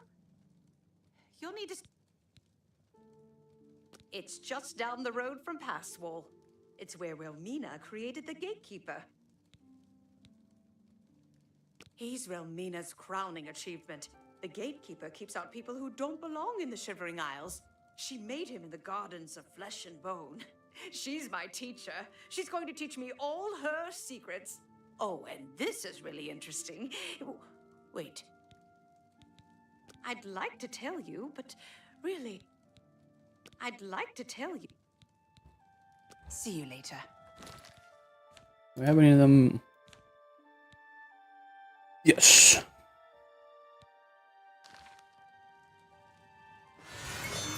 Hello? Now will you tell me? I've been dying to tell someone. You seem trustworthy. Her Gatekeeper is flawed. Her tears hurt him. Her tears somehow agitate the Daedra bound to the Gatekeeper's body. Her tears make it really restless. It strains harder against the warding magic. She may seem like a tough woman, but the Gatekeeper makes her all weepy. Go see for yourself. She visits him every night around midnight. Just don't tell her I said anything. I might get another lesson in the nature of pet. Can't get in without Sheogorath's blessing. That's what Relmina says. That's the reason we're all waiting here for. Oh, and I guess there's keys sewn up inside the Gatekeeper's body. Not sure why someone would do that. It's not like any. Goodbye.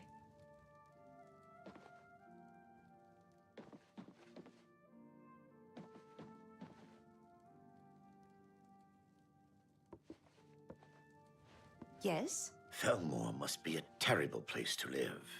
I've heard Sindonwe works the other residents day and night. I don't care.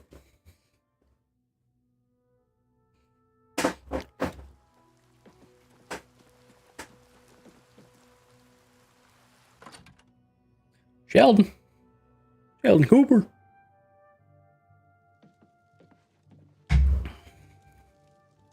You got shit to steal? Not worth it. Not worth it. Don't be shy. Yeah, I wasn't. I was looking through your shit.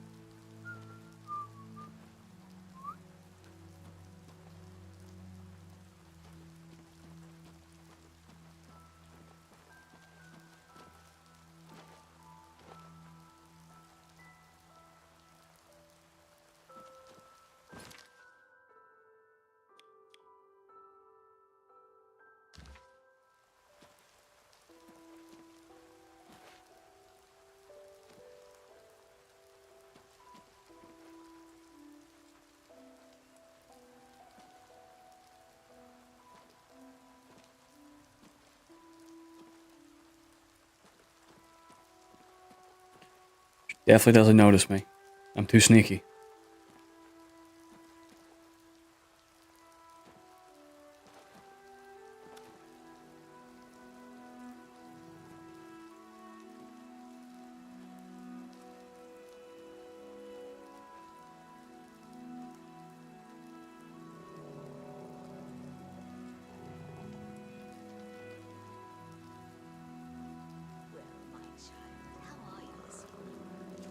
I see you've been playing rough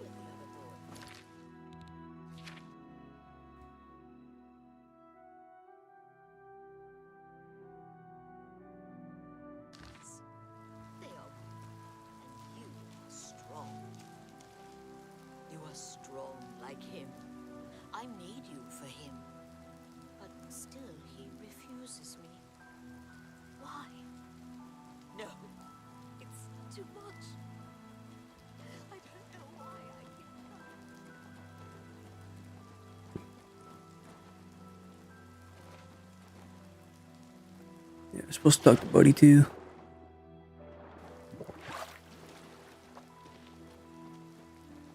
Where is he, in here? Come on, let's go kill him.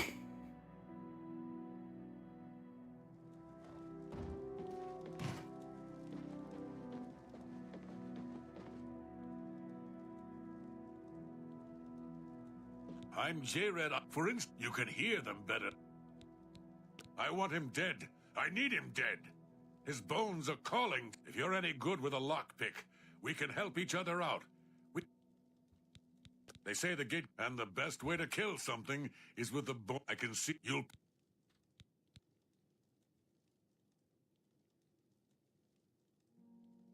Here, take this lockpick. Careful, it's the only one I've.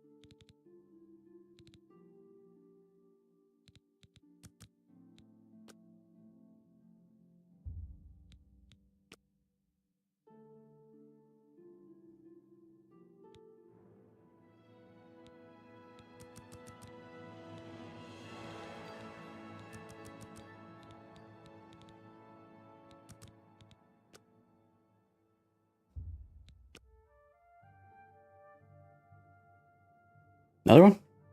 Nah. Only You two. better have a good reason for disturbing me. Well, what have we here? Another hope? No, I don't think so. You're in... It is where the body of my child was grown, and the resting place of his less fortunate siblings.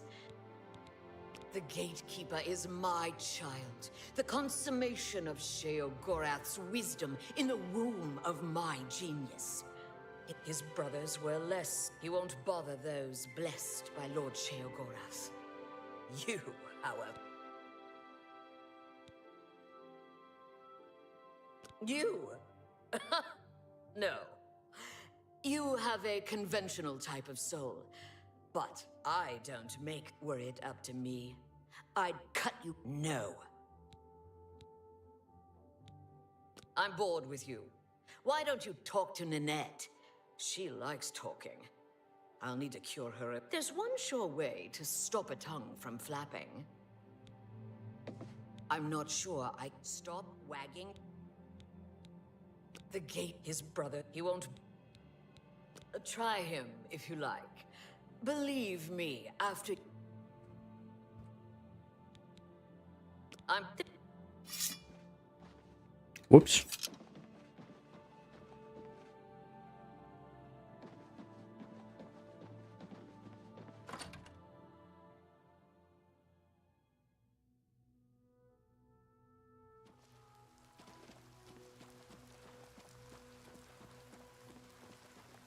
Okay. Yep.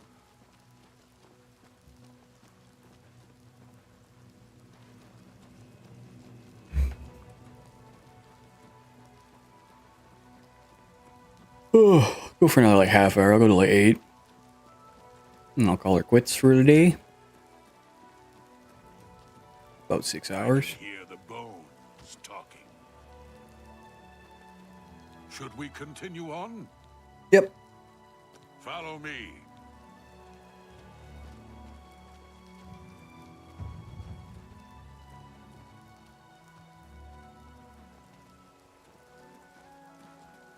Okay, fucking go somewhere. Should we continue?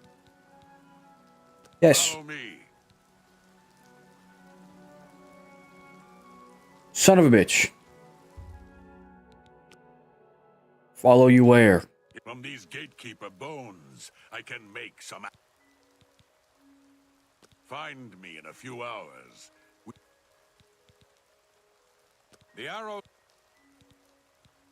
arrows aren't ready. He must die. I can hear them calling to me from the other side. We need to kill the gatekeeper. He has the keys. If you hear any bones talking, come get me right away. Yeah, we gotta kill him so I can go in here. I won't go in here. There might be stuff. I want stuff.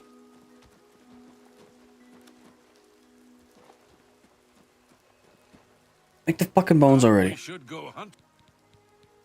The arrows aren't. If you.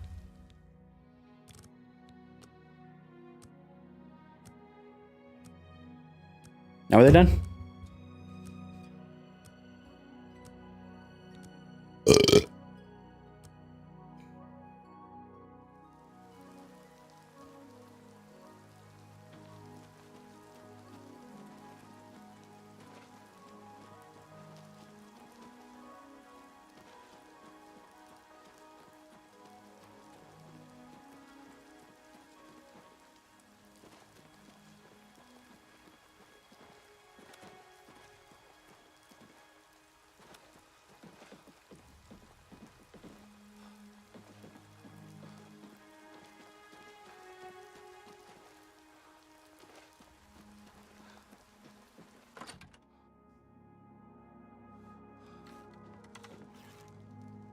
Don't fucking shoot me. We should go hunting soon. The arrows are ready. Here are some for you, and let's go kill the gatekeeper. Let's go.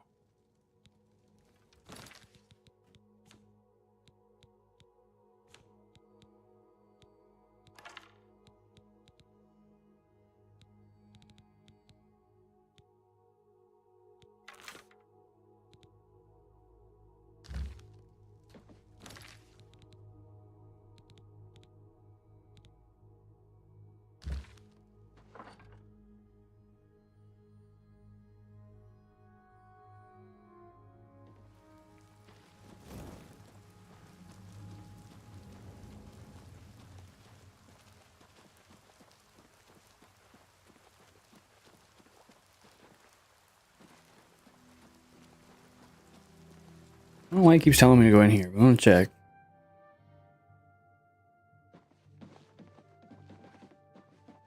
Greetings. Whatever.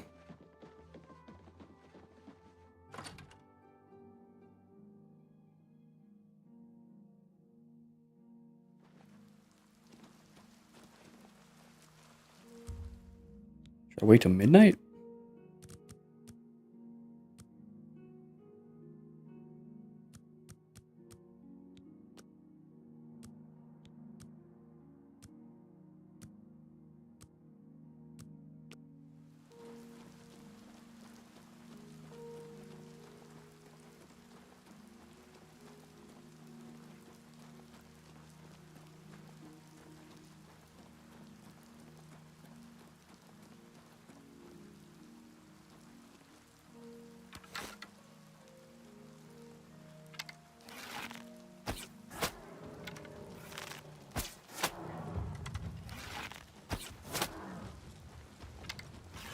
I've fought mud crabs more fearsome than you. Take that.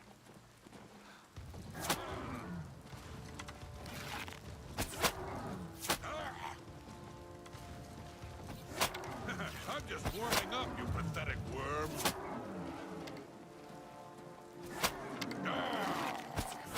Die! Ha-ha!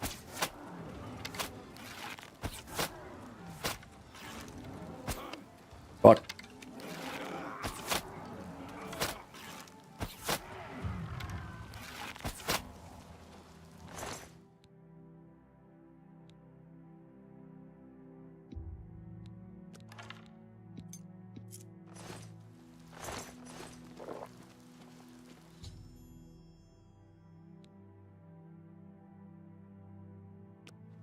The gatekeeper is slain.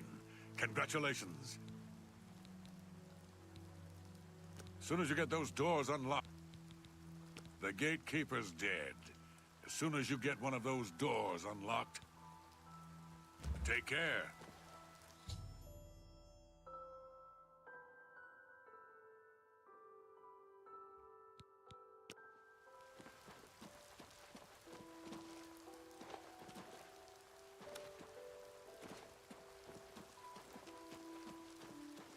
Which one's which? I want to go through Mania.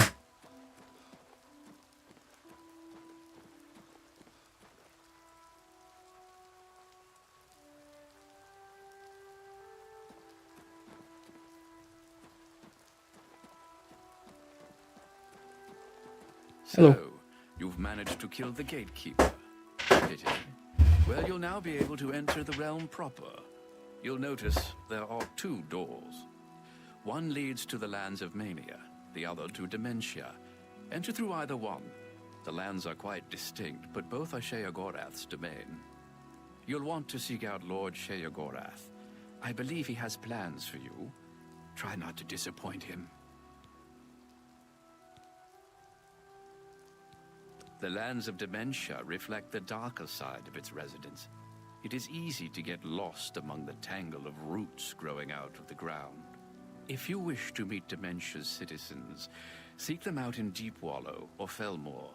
I'm sure they'll welcome one such as you with open arms.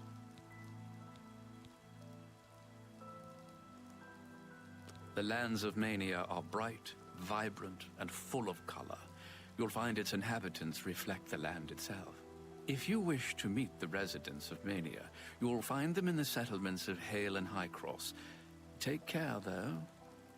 Though the citizens and creatures of Mania are colorful, they can often be quite deadly. It is, of course, the capital of the Shivering Isles. It is divided into Bliss, Crucible, and the Palace districts. He is the Prince of Madness, the ruler of the Shivering Isles. It is by his will that we exist in this place.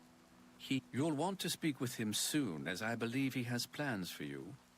It is best not to make Lord Sheogorath wait. His whims are fleeting, and should he decide you are no longer necessary. Enlightening as always.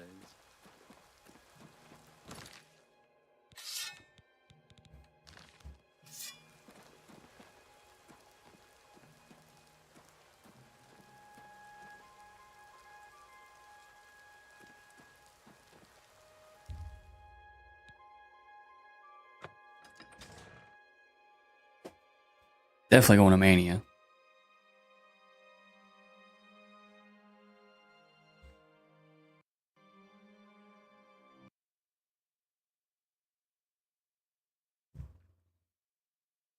If it loads, it doesn't crash.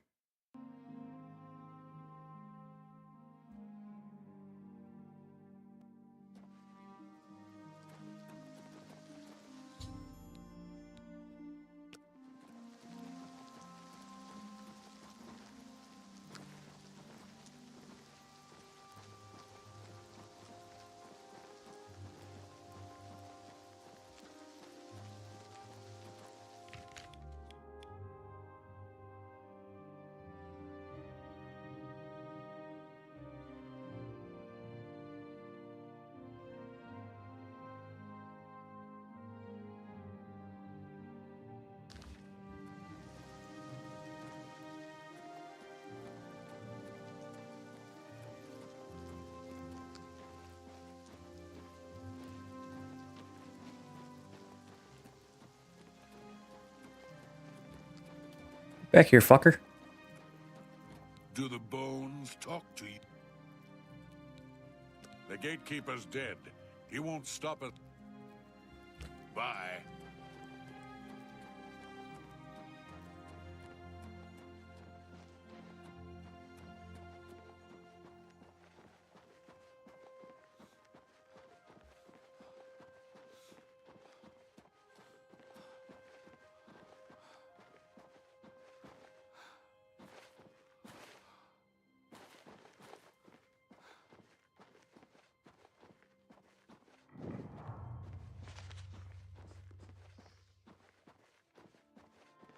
Nobody's here.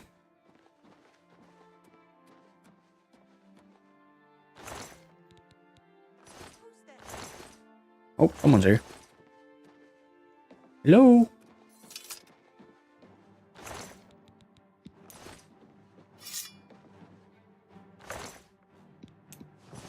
Sounds like somebody's coming to attack me. Ooh, lockpick.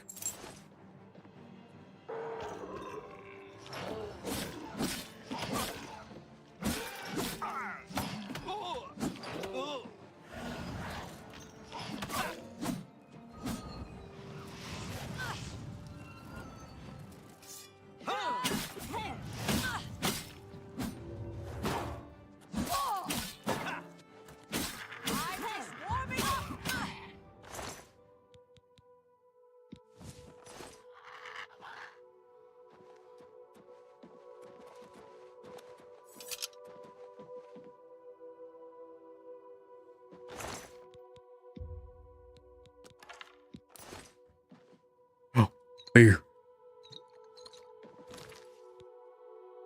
Where's my beer? I'm drinking all three.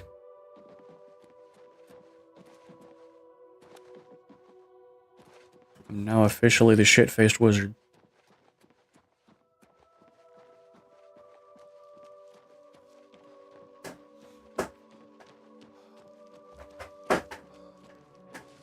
Tree!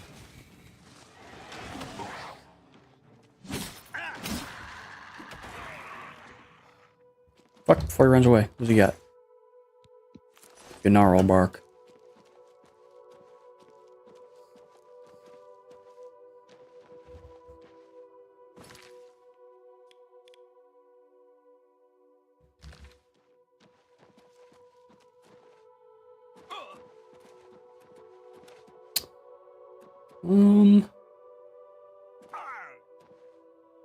Mildly dangerous, but we're fine. Pop a healing spell on the way down.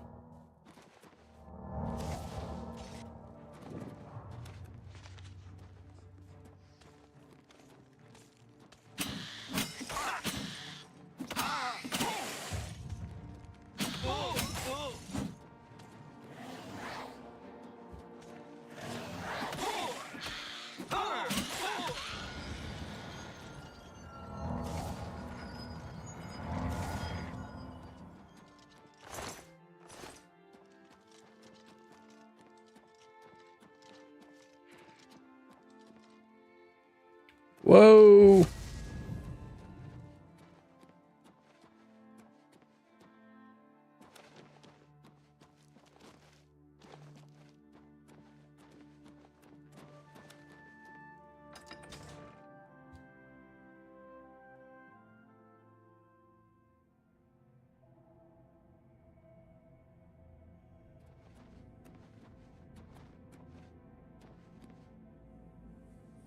Looks like the pea shooter.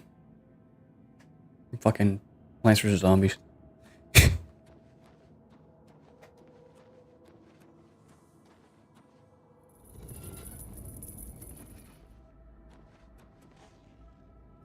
Fuck you.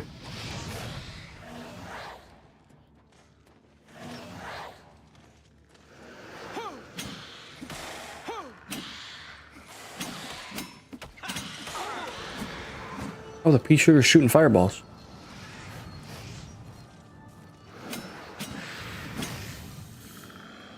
Get out of the target of that.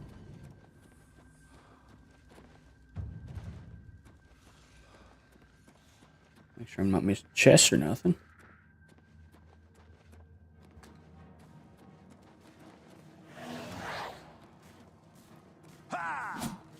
I missed.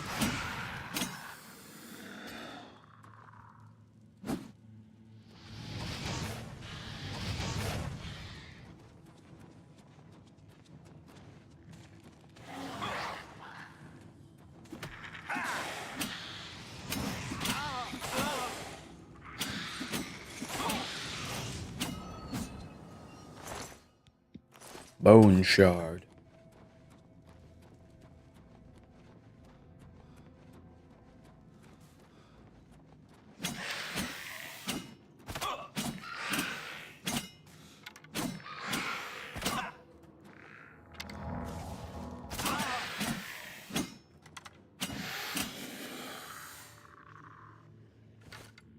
Take their fucking bow.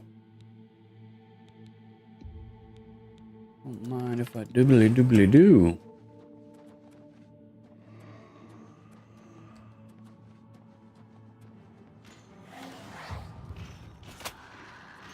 Another one of them fuckers, eh? Oh, it's not a summon one though, it's just the guy itself. Youch. Yeah, stronger healing spells. Pretty darn good. Nerd.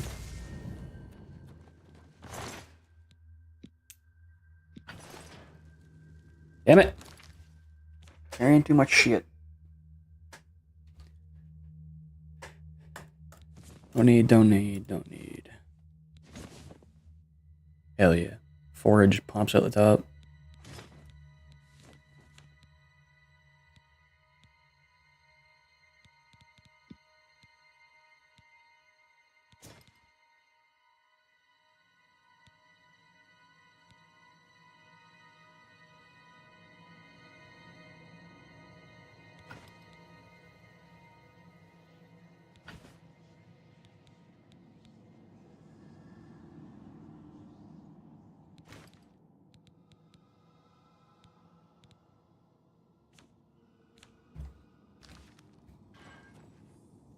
Yeah, I'll just leave all that there for the next person.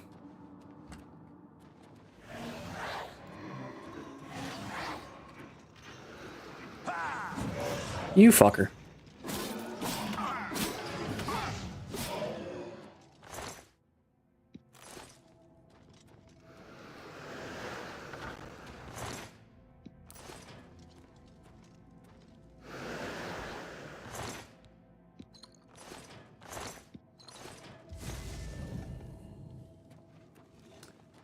This is some sort of puzzle. We know how well I do with those.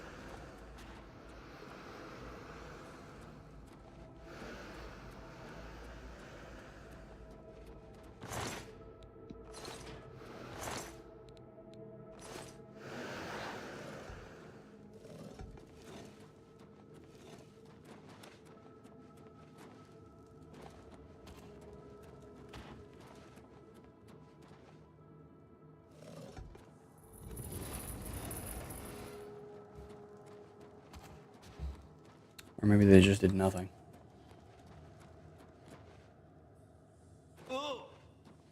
Hmm.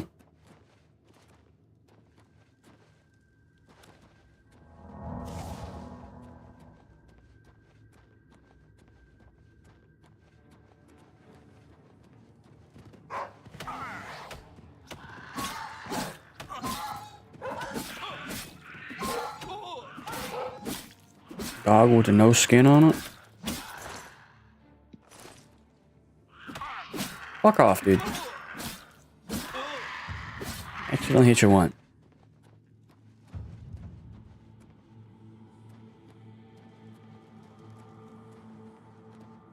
Big door. Experiment chambers. What do they got going on here?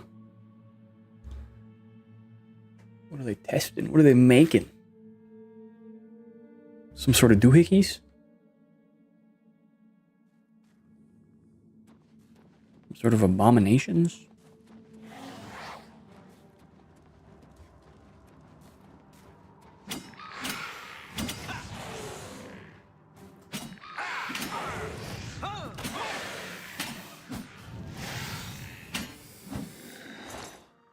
I want your shield. I think that's better than mine.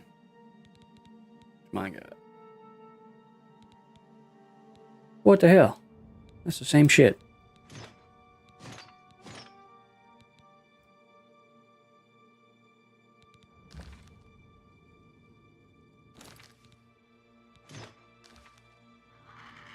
Might as well keep this one, sell the other one. But the mace, that may be better than... Nope. Can't beat the katana. Maybe when there's multiple ways to go, because I know I'm going to get lost.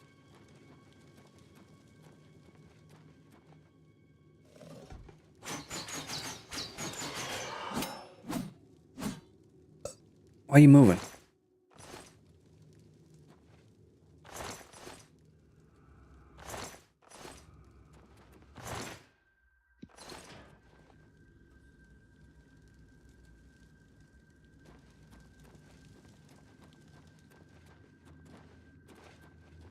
What are they making fucking zombies in here?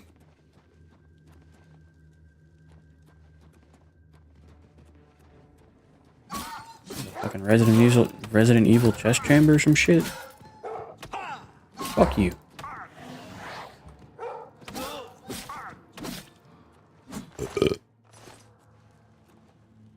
Stupid dog, I'm fucking balling.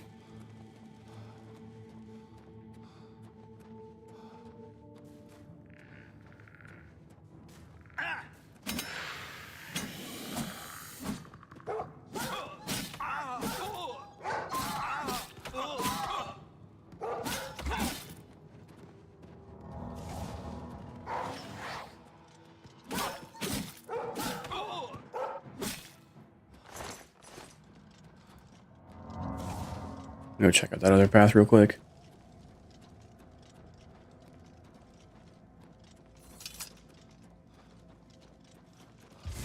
I should always be running without weapons. I'm so much faster. Yeah, down here.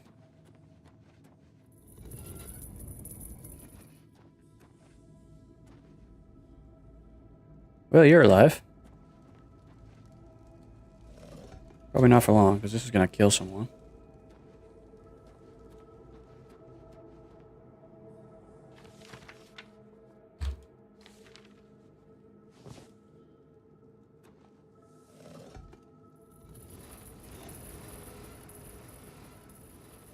I'm just gonna push all the buttons.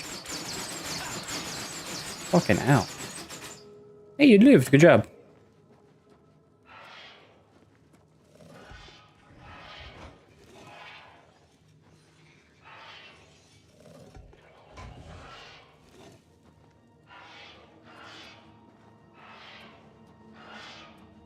I don't know what the fuck's going on down there.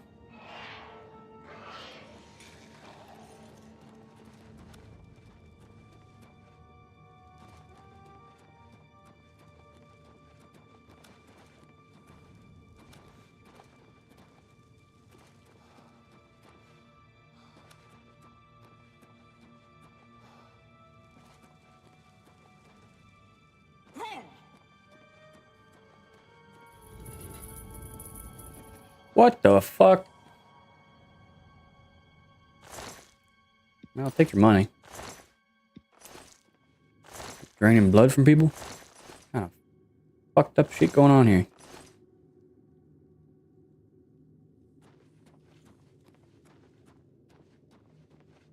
Just because we're in Shiogoro ass fucking place doesn't mean you gotta do it. It's crazy as shit, man. Shut up. Sit the fuck down. No money? No money.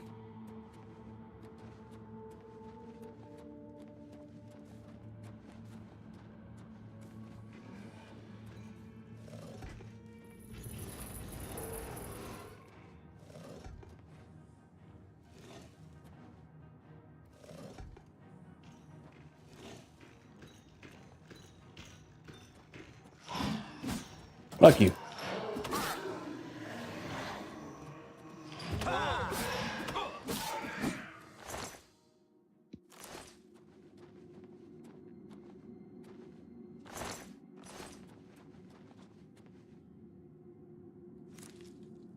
Ooh, that sells for a lot. Ooh, that sells for more.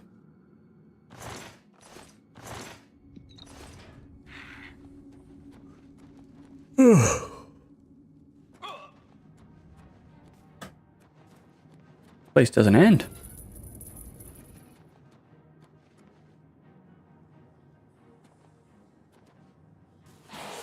I'm gonna kill this guy and then we'll save and quit.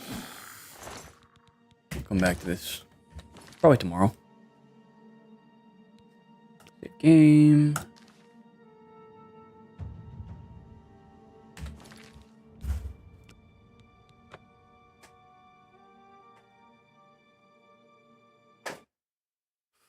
Alrighty.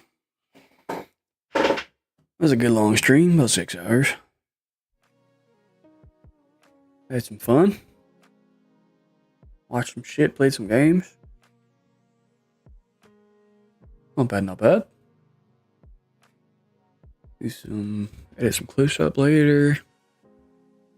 I'm gonna stream tomorrow, probably around like noon. Okay. I'll see you guys later. Bye bye.